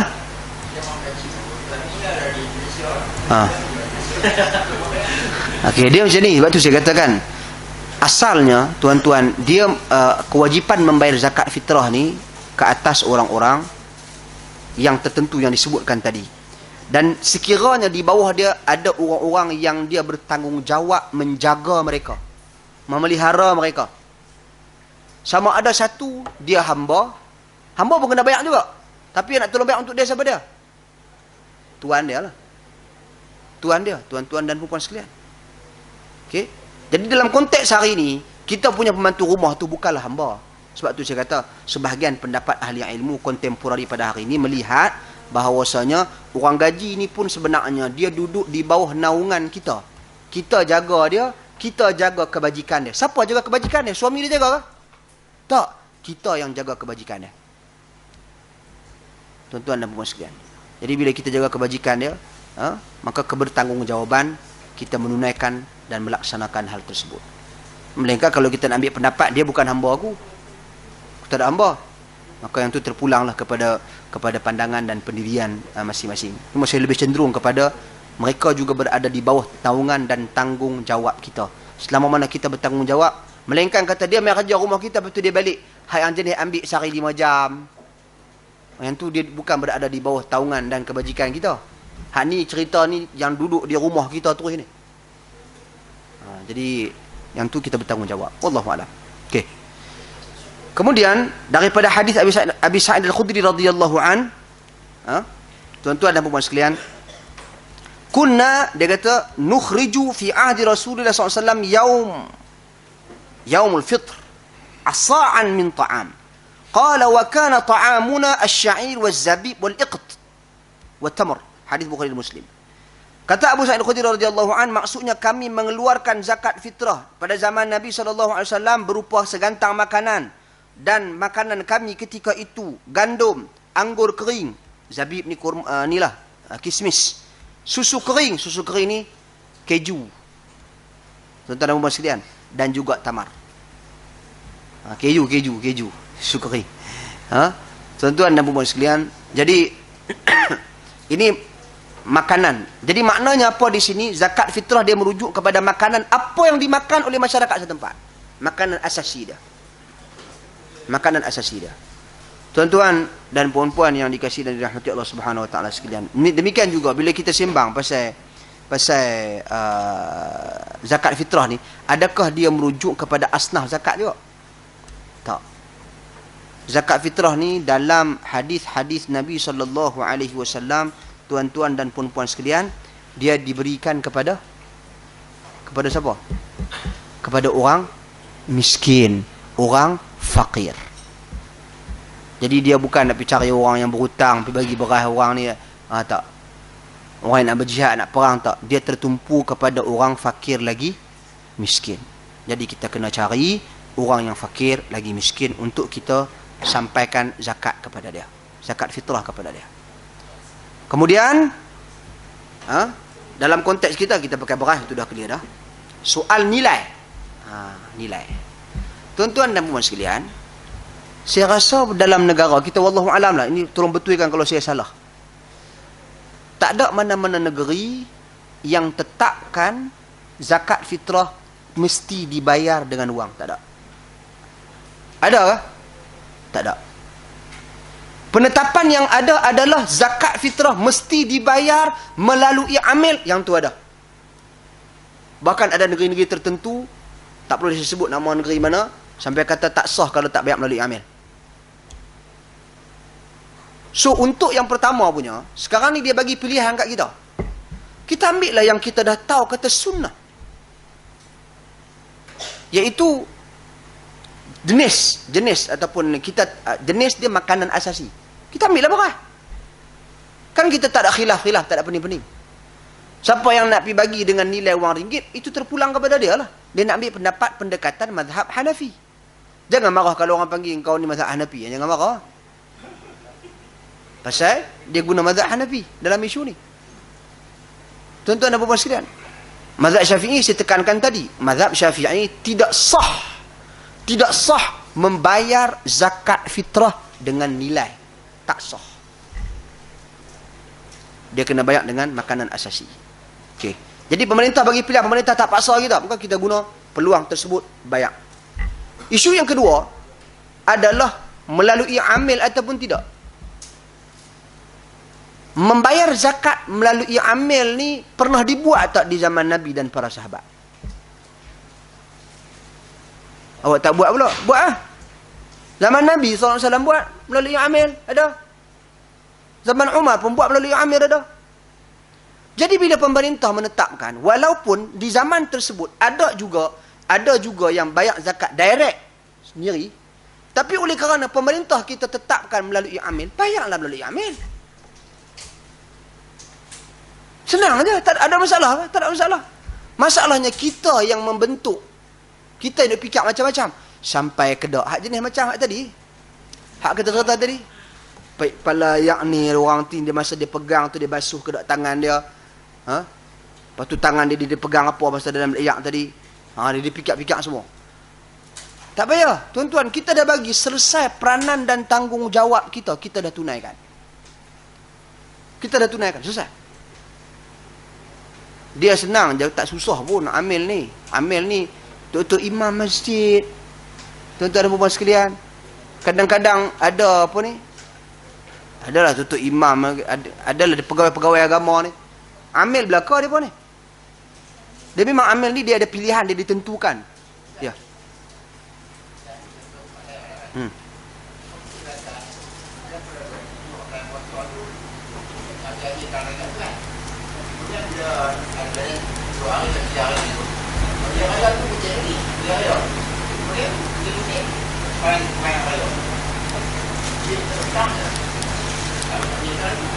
Tuan-tuan dan puan-puan sekalian, dia sekarang ni dia bukan soal dia agihkan tu. Dia soal dia tu kita bayar bila? Kita pi bagi bila? Bila kata kita bagi kepada siapa? Amil ni dia amil ni dia adalah penerima zakat dah. Dia tu penerima dah. Betul tak? Tuan-tuan, dan dia terima, soal dia nak bagi, nak pi agihkan tu pula lepas. Sebab apa? Sebab sunnah, tuan-tuan dan puan-puan sekalian, dalam membayar ataupun memberikan zakat fitrah ni, okey, antara sunnah dia adalah pagi raya. Walaupun zaman Umar pernah buat 3 hari sebelum raya, memandangkan peningkatan jumlah kaum muslimin dan sebagainya. Ha? Jadi Umar buat 3 hari sebelum raya, maka orang start bayar zakat fitrah 3 hari sebelum raya. Tempat yang terbaik sebenarnya, tuan-tuan, diakui dalam hadis Nabi SAW sendiri, para sahabat dan sebagainya, memang pagi raya. Jadi kalau kita bayar pagi raya, tuan-tuan, kalau kita bayar kepada amil, memang apa yang kita bagi, beras yang kita bagi tu, dia nak pergi agih bila? Kawan nak buat sedekah baju. Memang betul dia nak agih bila? Dia buat sedekah baju. Tapi tanggungjawab kita menunaikan zakat fitrah, selesai tak? Selesai, itu je. Dia bukan kira dia nak agih bila tu. Nanti dia agih ya. Dia bukan diletakkan syarat memberikan mesti sampai ke tangan orang tersebut pada waktu tertentu, tak. Mengeluarkan itu ada waktunya. Soal dia nak sampai kat bila-bila dan sebagainya, yang tu di luar daripada kemampuan kita. Memang sudah tentu sebaiknya sampai kepada dia sebelum daripada dia nak sambut raya. Sudah tentu, tuan-tuan dan puan sekalian, dari sudut hikmahnya. Tapi bila kita pakai melalui amil, kerana ia ditentukan dan ditetapkan oleh pemerintah, maka takat itulah daya dan kemampuan kita. Kita nak ambil waktu afdal aku mengeluarkan zakat fitrah, ambil di pagi raya. Telefon lah Tok Imam besok pagi pagi subuh saya jenguk api. Saya bawa berah nak bagi zakat fitrah ni. Okey, mai. Maka kita pun berdarah pi hantar. Selesai tanggungjawab kita. Syaratnya sebelum daripada solat raya. Wallahu a'lam. Okey.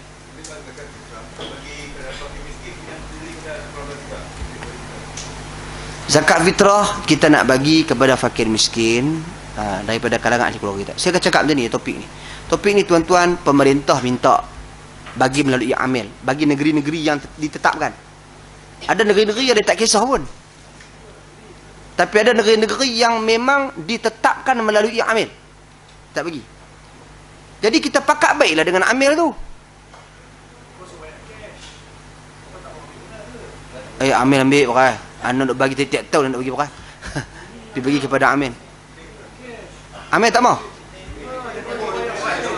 Ha? Dia bagi duit, dia jual barang. Kita beli barang, kita jual lagi dia buat. Dia dapat duit. Pining amat tak mau? Dia tak ambil ya? Tuan-tuan dan puan sekalian, tuan-tuan dan puan sekalian, asalnya saya katakan asalnya berat. Asalnya berat. Sekiranya kita berhadapan dengan situasi yang sedemikian rupa, kita nak tunaikan sunnah. Kita nak laksanakan amal kebaikan yang sesuai dengan petunjuk Nabi sallallahu alaihi wasallam. Kalau setakat khilaf melalui amil tak melalui amil, yang tu bagi saya tak ada masalah, sebab zaman Nabi pun ada melalui amil. Zaman para sahabat pun ada melalui amil. Tapi kalau sehingga berlaku kepada jenis perkara tersebut, sudah tentu ia perselisihan yang besar, bukan perselisihan yang kecil. Kita taklah kata bayangan nilai tu apa semua tak sah. Tu mazhab Syafi'i yang kata tak sah. Kita duk kira kita nak ikut sunnah ni ketika mana bayak zakat fitrah ni, kita duk kira kita nak ikut sunnah ni sesuai dengan pendirian semua mazhab, melainkan mazhab Abu Hanifah saja yang kata bayak dengan nilai. Maka tuan-tuan dan puan sekalian, kita berusaha untuk membayar dengan zakat fitrah dengan beras. Kalau sekiranya tak melalui amil, maka tuan-tuan dan puan sekalian, kita bayar secara langsung. Dan melalui amil tu, kita pisah terlekat dengan cara dia, sebab itu ketentuan dan ketetapan pemerintah. Bagi melalui amil dibagi banyak mana sangat, banyak mana sangat.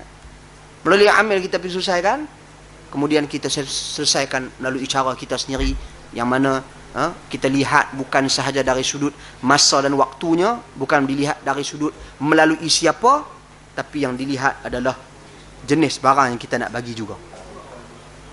Wallahu a'lam. Wallahu a'lam. Okey.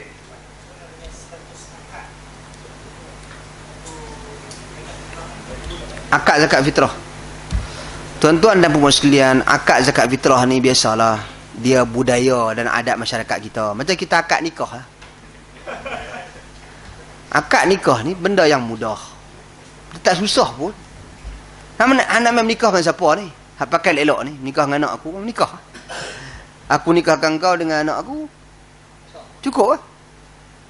Adakah perlu distatekan, disebutkan, dikutkan maharnya berapa, ininya berapa, itunya berapa, walaupun ia termasuk dalam syarat-syarat dalam pernikahan?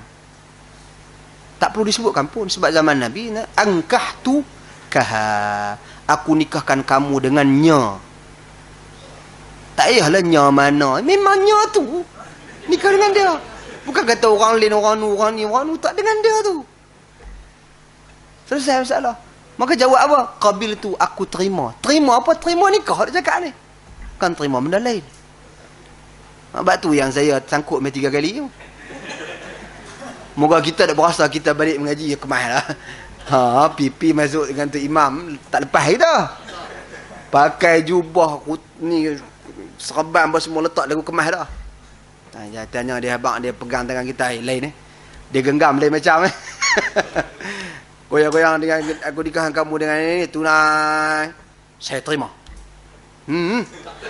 Saksi ni berterabuk ni. Tak sah. Badai-badai sah lah tu, kan ada apa pun. sekadar nak meraihkan adat dia, adat kita yang menetapkan. Tapi dia lain-lain tau. Dia Terengganu, dia ada tambahnya. Dia kat sini dia tak tambahnya. Kat ni dia kena sebut nama. Kat sini tak payah sebut nama pun tak apa. Dia macam-macam. Dia bergantung kepada budaya masing-masing. Macam tu jugalah kita duk bayar zakat fitrah ni semua. Kita pergi jumpa dia nak buat apa? Nak bayar zakat. Ni saya bayar zakat fitrah. Mata dia nak kena akad dulu, dia nak kena ni apa semua dulu, tuan-tuan dan puan sekalian. Bagi pandangan peribadi saya, itu hanyalah budaya, itu bukan ibadat asas dalam mengeluarkan dan menerima zakat. Itu bukan ibadat asas. Bagi siapa-siapa yang nak katakan ia ibadat asas, maka datangkan dalil dan bukti. Saya berpendapat ia hanya proses budaya masyarakat kita sahaja. Wallahu a'lam. Okey. Tuan-tuan dan puan sekalian, soalan kat kita berkenaan dengan orang yang bayar zakat ni, dia bayar di tempat mana dia kerja ataupun di tempat mana dia menetap. Tuan-tuan, dia benda ni sebenarnya bila Nabi sebut apa? Tu'khadhu min aghniyaihim wa turaddu ila fuqaraihim. Ambil daripada orang kaya dari kalangan mereka dan bagi kepada orang miskin dari kalangan mereka. Maknanya orang mana? Orang jauh ke orang dekat? Asal zakat ni ambil pada orang kaya, bagi pada orang miskin yang dekat dengan dia. Itu asal. Pasal apa kata asal? Sebab membina komuniti perlu pada ukhuwah, hubungan. Antara yang menyatukan manusia, hubungan sesama manusia ni adalah tolong-menolong. Bantu-membantu, ukhuwah. Jadi kalau kita duduk dalam satu komuniti, macam mana kita nak tolong-menolong kalau orang ni tak pernah tolong kita? Sebab tu dia bermula di situ. Sebab tu contoh macam Syekh Ibn Uthaymin bila dia ulas firman Allah tentang apa dia korban. Tentang korban, tuan-tuan dan puan sekalian. Liyashhadu manafi'a lahum, supaya bila masa tengah sembelih tu orang yang buat korban ni tu kadang-kadang kita hantar pi mana-mana luar negara. Hantar pi ke mana? Cambodia biasa. Bukan kata tak sah. Jangan salah faham. Sah, tak ada masalah. Tapi keutamaan kita apa? Keutamaan kita kena tengok benda tu. Kemudian apa kata Allah dalam Quran? Wa at'imul ba'isal faqir. Bagi orang fakir makan. Maknanya orang yang buat korban tu dia bagi ni korban aku bagi kang. Kata kalau nak buat di Laos pun tuan-tuan dan puan sekalian, dia pi. Kalau nak buat di mana? Di Cambodia, dia pi. Nak buat di Thailand, dia pi. Kawan tu begini, ni lembu korban ni saya bagi. Pasal apa? Satu, dia mengikat ukhuwah, hubungan antara dia dengan orang tersebut. Itu yang Islam nak sebenarnya. Batu konsep asal memberi ni tuan-tuan dan puan sekalian, biar orang tahu siapa bagi. Biar orang tahu. Bukan maksud saya nak kena tulis nama apa semua. Tulis nama kat macam kadang-kadang kat masjid ni sumbangan RM1.05 daripada fulan bin fulan. Sumbangan ni dia tulis semua, tulis nama semua.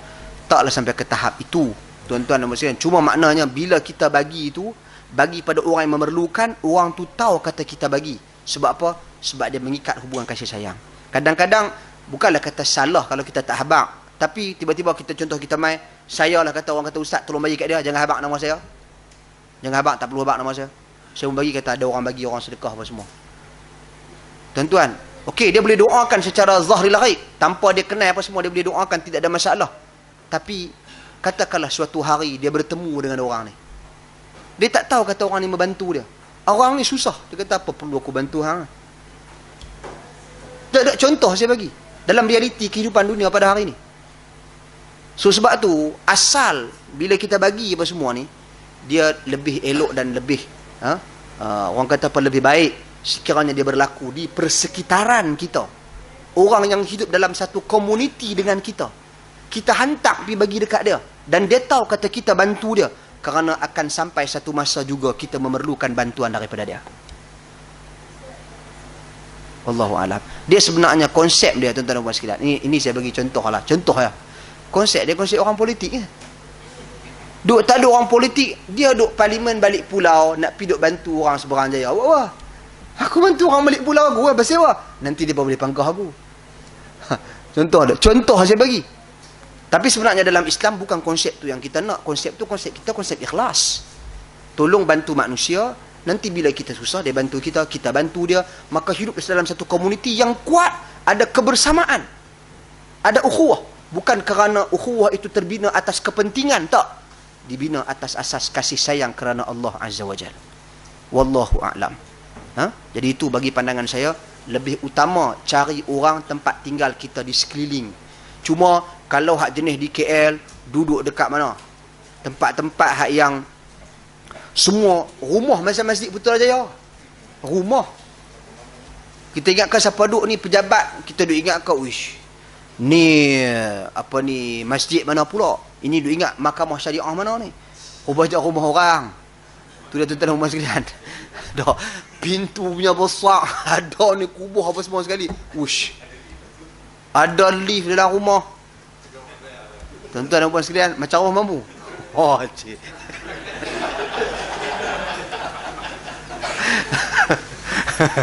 Jadi tuan-tuan dan puan sekalian, jadi yang macam ni punya kawasan-kawasan di sebuah rumah lagu tu, dia nak bagi zakat fitrah kat siapa? Maka sudah tentu dia kena pergi cari komuniti yang lain. Maka pada ketika itu peluang untuk dia membina hubungan, membina ikatan persaudaraan kerana Allah Subhanahu wa taala. Wallahu a'lam. Bukan ayat semua diturunkan dalam bulan Ramadan. Quran diturunkan daripada Allah Subhanahu wa taala ke Lauh Mahfuz dan ke langit dunia pada malam tersebut. Kemudian daripada langit dunia, tuan-tuan dan puan-puan, kepada Nabi sallallahu alaihi wasallam, benda tu berlaku selama 23 tahun. Ada hari pembukaan kota Mekah, ada hari ini, ada hari haji wada', ada hari-hari tertentu yang telah dipilih.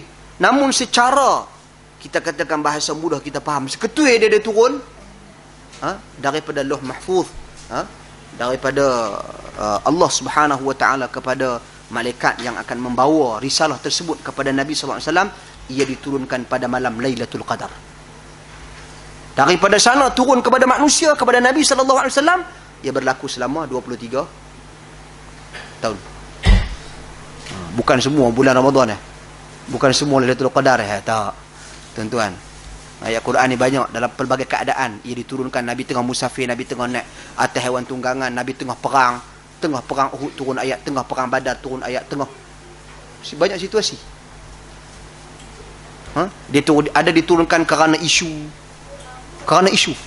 Ada diturunkan kerana nak menceritakan kisah-kisah para nabi-nabi terdahulu. Macam-macam. Dan ada diturunkan tanpa ada apa-apa sebab ia diturunkan. Sebab tu bukan semua ayat ada sababun nuzul dia, sebab turun dia. Itu pun kita kena tahu benda tu, tuan-tuan dan puan. Wallahu a'lam. Ya.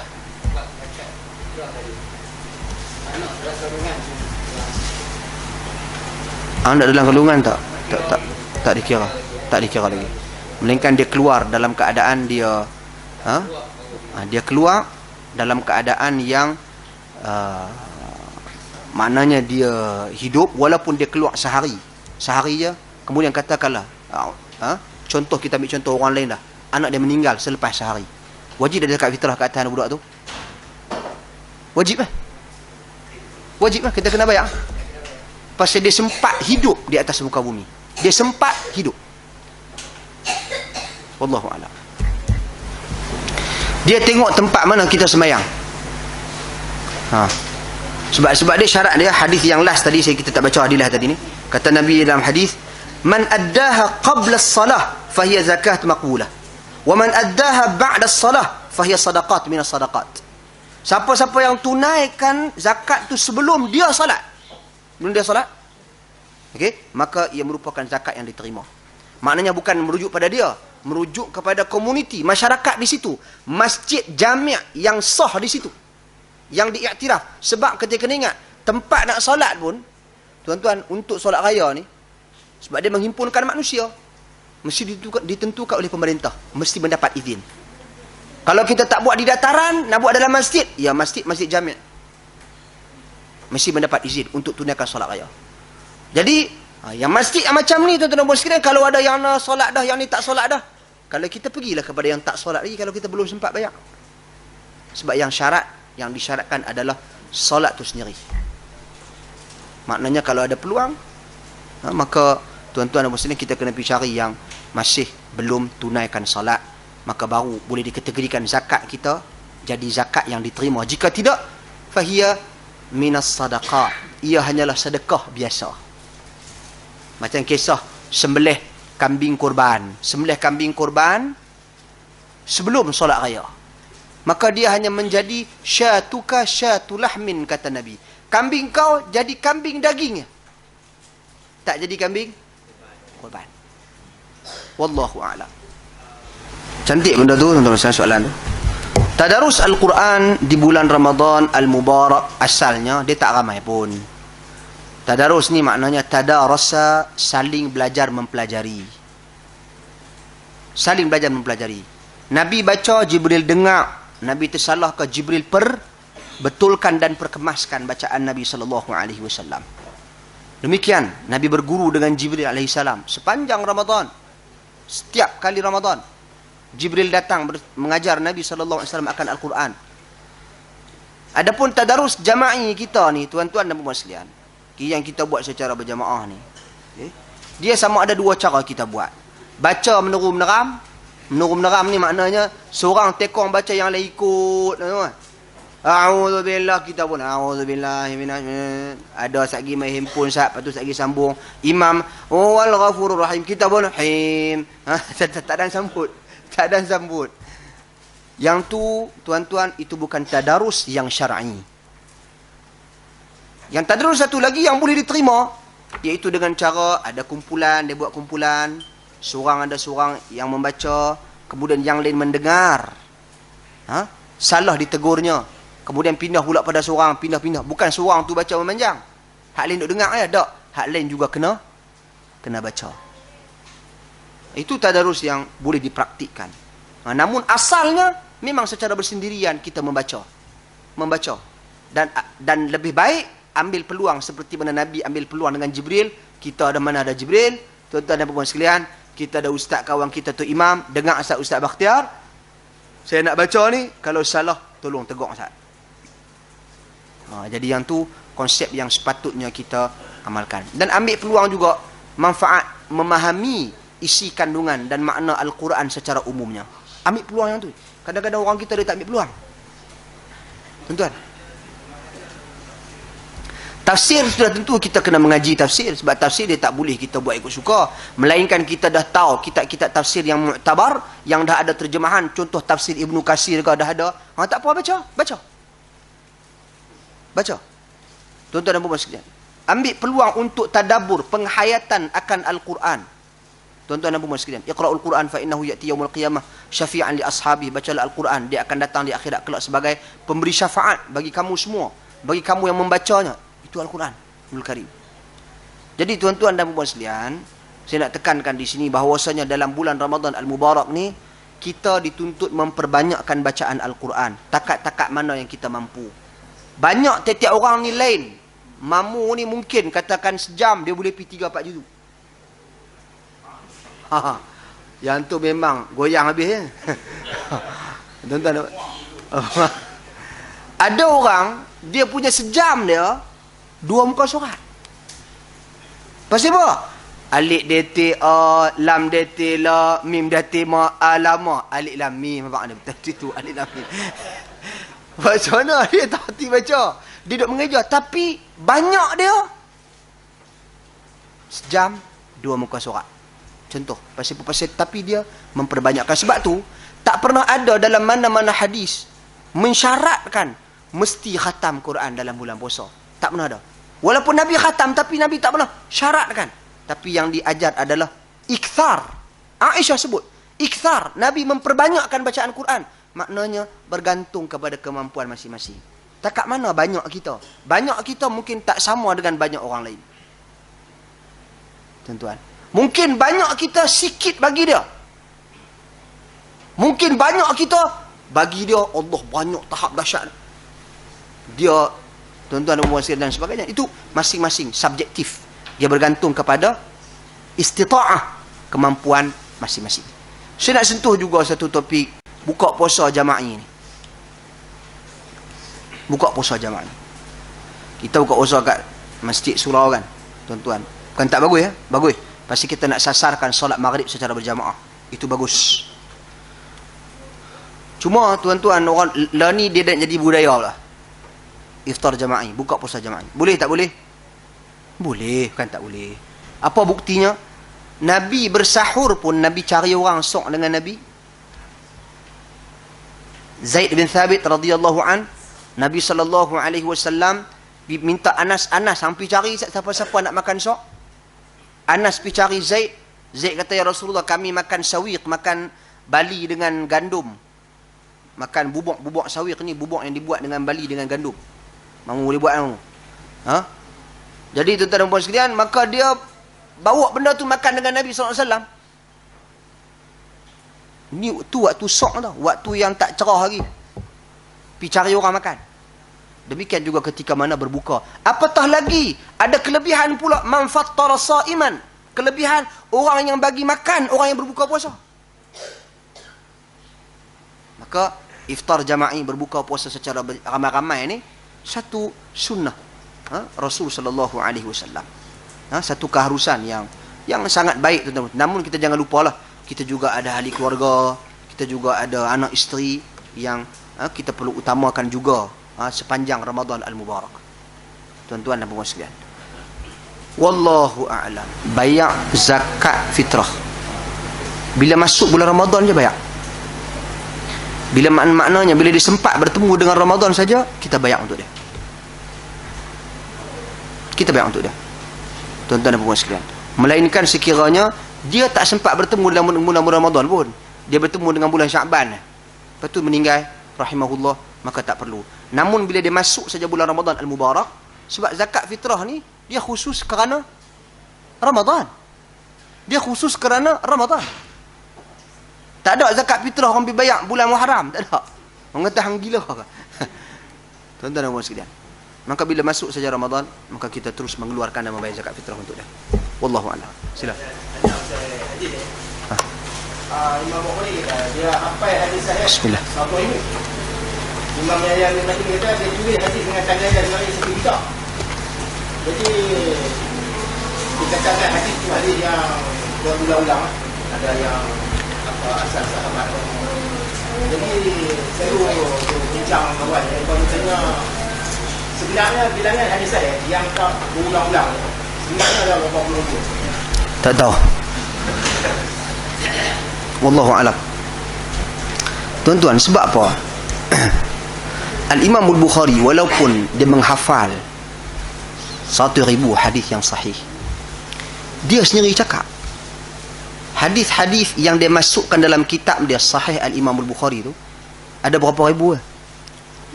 7,000 lebih, dekat 800, dekat minta maaf, dekat 8,000. Itu je yang dia masuk di dalam sahihnya. Dan dia sebut, dia kata bukan bererti yang lain daripada kitab aku tak sahih. Bukan bererti yang lain yang tak ada dalam kitab aku tak sahih. Cuma aku meletakkan beberapa syarat untuk dimasukkan hadis di dalam sahihku. Antara syarat dia yang ulama-ulama hadis kata legend lah, legend. Tak ada orang buat lah. Thubutul liqa. Yang tu menyebabkan kualiti kitab dia ni lebih tinggi daripada Muslim. Sebab apa? Thubutul liqa ya. Yang lain-lain thubutul liqa dia masuk apa? Kena pastikan orang yang meriwayatkan hadis daripada orang tu dia mesti kena jumpa. Kalau tak jumpa tak boleh. Yang ulama lain letak dia panggil thubutul mu'asirah. Thubutul mu'asirah. Maknanya memadai dengan depa hidup sezaman. Bila hidup sezaman ni kebarangkalian berjumpa tu tinggi. Imam Bukhari tak. Walaupun dari sudut teks Imam Muslim lebih berkualiti daripada Bukhari. Teks. Sebab Imam Muslim sangat menjaga teks-teks lafaz-lafaz hadis. Imam Bukhari dia mengambil pendekatan meriwayatkan hadis secara makna dan banyak meringkaskan hadis. Tuan-tuan sekalian. Tapi ni syarat-syarat yang macam ni menyebabkan kita nak kata berapa dalam Bukhari, berapa dalam Muslim, pening kita nak kira. Sebab tu hadis yang sahih ni banyak. Cuma dia bergantung kepada penilaian, penganalisaan semula yang dilakukan oleh para ahli ilmu. Sebab metod menghimpun hadis ni banyak. Ada orang menghimpunkan, contoh Bukhari sendiri, Dia ada kitab Al-Adabul Mufrad. Tapi syarat yang ditetapkan untuk kitab sahih dia tak sama dengan kitab Al-Adabul Mufrad. Al-Adabul Mufrad dia tak mensyaratkan semua hadis dalam tu hadis sahih. Beza dengan kitab sahih dah. Dan banyak lagi tu. Contoh Bulughul Maram Ibnu Hajar Al-Asqalani. Dia tak meletakkan syarat semua hadis yang aku masukkan dalam Bulughul Maram ni mesti sahih, tapi dia meletakkan syarat semua hadis yang aku masukkan mesti ada kaitan dengan hukum hakam. Tidak. Berbeza dengan Al-Maqdisi yang dia karang Umdatul Ahkam. Dia letak dua syarat. Satu, hadis aku mesti daripada Bukhari Muslim. Itu. Maknanya dia meletakkan dan menetapkan sahih hadis dia. Kedua, mesti kaitan dengan hukum hakam. Jadi metod yang pelbagai daripada kalangan ilmuwan-ilmuwan hadis, tuan-tuan dan puan sekalian. Nama kata jumlah pasti hadis sahih ni, Allah, pasal dia banyak tak tahu. Wallahu alam. Saya tak rasa ada mana-mana ilmuwan yang mampu untuk mengira dan menghitung keseluruhan hadis sahih yang ada atas muka bumi hari ini. Tak jumpa lagi ya. Saya dah juga manuskrip asal tidak sunan saya yang asal tu. Kalau jadi kecanggahan dalam silap cetak apa yang hidup jangan. Tuan-tuan dan puan sekalian, dia Sahih Bukhari ni, tuan-tuan, dia ditulis, manuskrip dia ni berulang kali ditulis. Kita kena ingat bila kata tulis ni, contoh zaman katakanlah dia wafat tahun 256 Hijrah, dia wafat tahun 256 Hijrah. Lepas zaman dia tu anak murid dia tulis. Anak murid dia berapa ramai? Anak murid pada anak murid tulis lagi. Jadi dia ada ribuan manuskrip Sahih Bukhari. Cuma nak dapat ketepatan dia tu mesti dihimpunkan semua. Sebab tu antara tahqiq yang bagus, maknanya ilmuwan-ilmuwan Islam yang orang kata apa, berkhidmat untuk Sahih Al-Imam Al-Bukhari ni ramai, banyak orang. Okey, antara yang popular yang buat tahqiq balik, contohnya takhrij balik, bukan takhrij, dia cek buat semakan tarqim, bagi penomboran, letak nombor. Sebab dulu-dulu ni mana ada betul dia tulis nombor ni 2500, 2000, tak ada, tulis hadis je. Contohnya Muhammad Fuad Abdul Baqi, dia ni memang top dari sudut penomboran dalam hadis Bukhari Muslim, dia memang top, memang orang pakai dah. Contoh dan perbandingan yang dilakukan ke atas nuskah-nuskah pun dia terkenal. Nuskah yang ni, nuskah ni dihimpunkan supaya mendapat ketepatan dan kesud lafaz.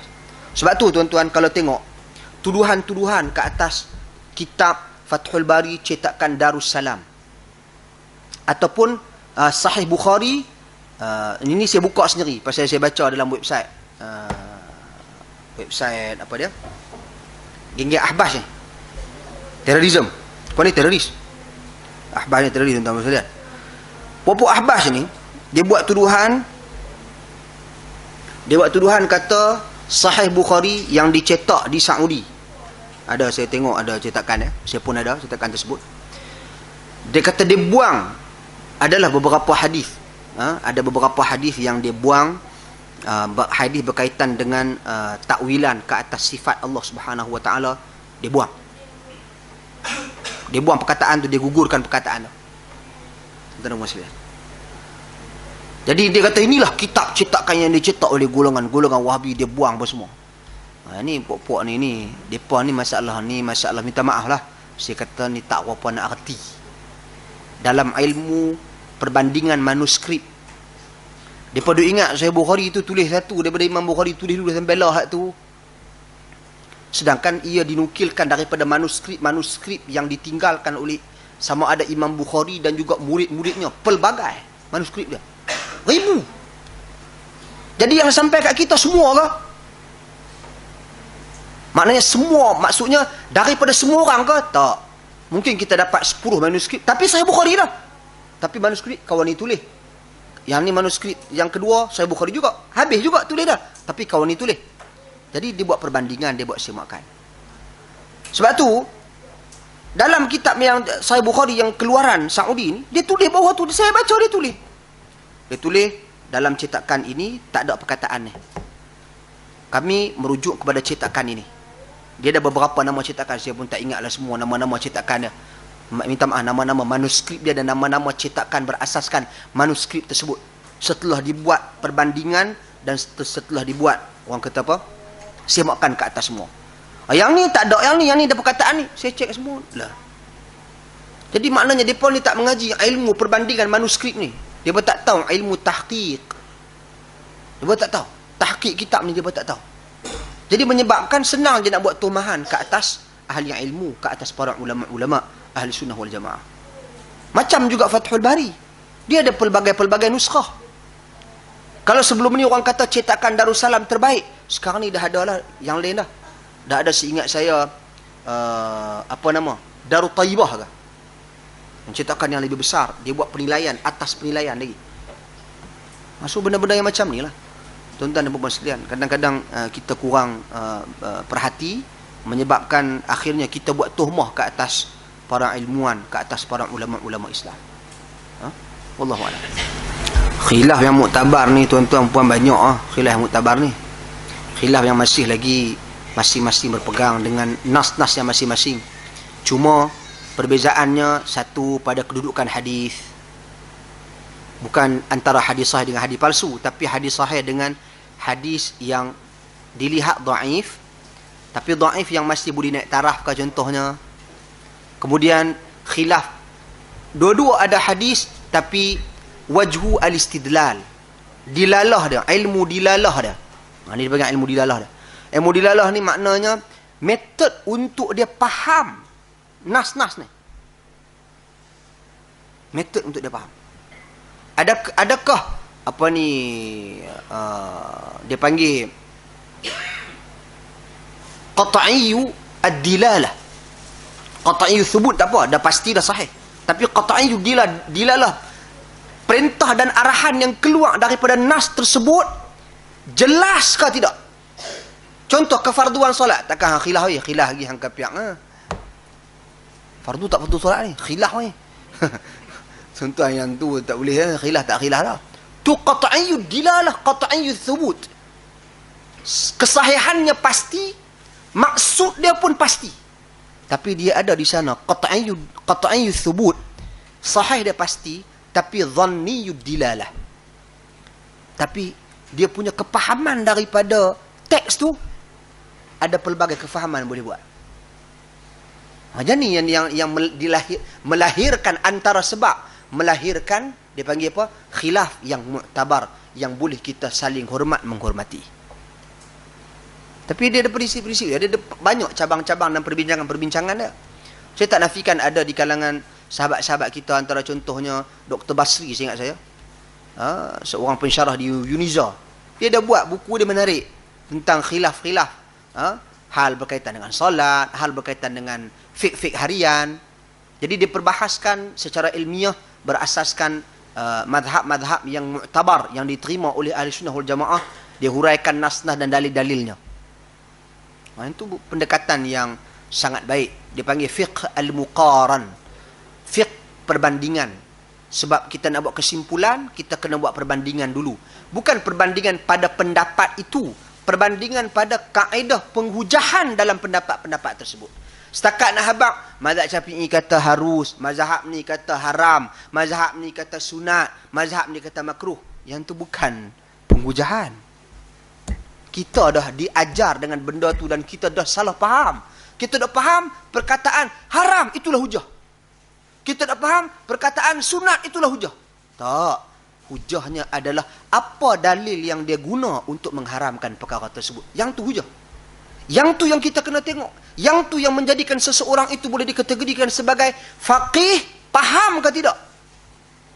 Kalau takat hafal, aku hafal mazhab ni, aku hafal isu ni, masalah ni, ada 18 pandangan. Oh, syok ah. Kira hebat lah 18 pandangan tu. Apa pandangan pertama? Haram, harus, halal, harus. Mubah. Itu tak faqih. Tapi kalau sekiranya 18 pendapat pertama haram, dia berhujah dengan nas sekian-sekian. Nas dia pula diniqashkan, yakni dikritik pula, dijawab. Orang kata, nah hang ni tak betul. Dia jawab balik. Macam ni. Bagi semua, lepas tu bahaskan pula mansyaul khilaf dia. Apa punca khilaf semua ni berlaku? Apa sebab dia? Di situ baru dia boleh tahrir, dia panggil boleh menyelesaikan permasalahan. Tu jadi benda ni kadang-kadang orang kita ni tak. Bagi dia bila contoh mazhab Syafi'i mu'tamad dalam mazhab Syafi'i atau mu'tamad dalam mazhab Hambali kata harus, bagi dia yang tu hujah, tu salah tu. Itu conclusion daripada hujah. Conclusion, kesimpulan daripada hujah. Setelah berhujah panjang, ulama bukan senang-senang duduk semak haram, halal, haram, tak ada. Nak sampai kepada conclusion tu, dia melalui proses yang panjang. Sebab tu kita tak heran ulama-ulama kita kadang-kadang kita duk kata apa tak konsisten, sak kata sampai duk fitnah Syekh Al-Albani rahimahullah, tak konsisten, sak kata yang nu, sak kata yang ni. Allah. Tengok Imam Syafi'i pun ada qaul qadim, qaul jadid. Takkan kita nak kata pendapat pandangan yang lama, pandangan yang baru. Takkan kita nak kata Imam Syafi'i tak konsisten. Sebab apa? Dia ni sebab bukan dia meninggalkan kerana dia berpindah ke Mesir daripada Baghdad. Tak, bukan itu sebabnya. Sebab bila dianalisa semula pengujahan-pengujahan, dia melihat di sana mungkin ada nas yang lebih baik. Mungkin kefahaman manusia seringkali dia berubah-ubah bergantung kepada ilmu yang dia dapat. Hari ini mungkin dapat macam ni, mungkin dia pendapat macam ni. Besok mungkin macam ni, saya ingat. Benda tu benda biasa berlaku dan fitrah manusia berhadapan dengan hal tersebut. Sebab tu ulama dulu, orang dulu, dia pun tak ada masalah pun nak ubah pandangan dan pendapat. Tak ada masalah pun. Dia terbuka untuk menerima. Saya heran satu benda yang boleh kita lontarkan. Dalam urusan dunia, kita cukup mengejar teknologi. Walaupun banyak bid'ah-bid'ah dalam teknologi ni. Bid'ah apa? Bid'ah kamera, ada kamera. Dulu tak ada kamera. Bid'ah tu, bid'ah bahasa lah. Ni ada penciptaan baru. Oh, kita kena ada kamera semua. Telefon. Cepat nak kerja ni. Cepat nak kerja. Dan kita mudah terima perubahan. Dalam urusan dunia kita mudah sungguh-sungguh. Pasal apa? Kononnya perkembangan teknologi, perkembangan ini, perkembangan ni. Tapi bila main bab agama, tak boleh. Tak boleh. Oi, mana boleh? Tak boleh kita ada macam ni lah. Kita tak boleh, kita kena kekal. Kita ni. Tuan-tuan dan puan-puan sekalian, bukan agama tu berubah. Sebenarnya, ilmu tak sampai kat kita. Ilmu tak sampai kat kita. Macam perkembangan teknologi, ilmu tak sampai kat kita. Sebab tu kita lambat sikit daripada Amerika. Kita lambat sikit daripada Jepun. Kita lambat belakang Korea. Lah ni Korea dah jauh dah. Lebih daripada Jepun dah. Pembangunan dia. Tuan-tuan dan muslim, pasal apa? Ilmu tak sampai kat kita. Nanti sampai kat kita, kita pun naik lah. Macam tu juga agama. Selama mana ilmu tak sampai kat kita, kita berada dalam situasi yang seperti ini. Buat nampak perbezaan ni, orang kita nampak beza je. Hang dah lain dah. Hang dah sesat dah. Jadi ini masalah yang berlaku di kalangan masyarakat kita. Wallahu a'lam. Jadi saya rasa jika tak ada apa dah, kita cukup setakat ni dulu tuan-tuan dan puan sekalian. Kuliah kita, daurah kita. Mudah-mudahan kita masuk dalam bulan Ramadan dalam keadaan kita bersedia. Kita ada ilmu dan kita mampu mempraktikkan. Dan insya-Allah saya maklumkan kepada pihak pengurusan tadi ni program dalam bulan Ramadan ni, kita tengok sebelum masuk 10 malam yang terakhir, kita buatlah satu daurah berkenaan dengan hari raya Nabi SAW. Ringkas setengah hari cukup dah. Pagi sampai tengah hari pun dah cukup dah habis dah, tak banyak pun pasal hari raya Nabi SAW. Setidak-tidaknya kita dapat manfaat tuan-tuan dan puan sekalian, dapat ilmu untuk kita nak sambut hari raya kelak. Tapi yang pentingnya basic untuk Ramadan kita dah ada secara umumnya. Selebihnya bergantung kepada tanggungjawab kita. Moga-moga kita tergolong di kalangan golongan yang Nabi sebut di dalam hadis, man shama Ramadan imanan wa ihtisaba ghufira lahu ma taqaddama min dhanbih. Barang siapa yang berpuasa Ramadan dengan penuh keimanan dan mengharapkan redha Allah Azza wa Jal, maka akan diampunkan dosa yang telah lalu. Riwayat Bukhari dan Muslim. Wallahu a'lam. Subhanakallahumma bihamdik asyhadu an la ilaha illa anta astaghfiruka wa atubu ilaik. Wassalamualaikum warahmatullahi wabarakatuh.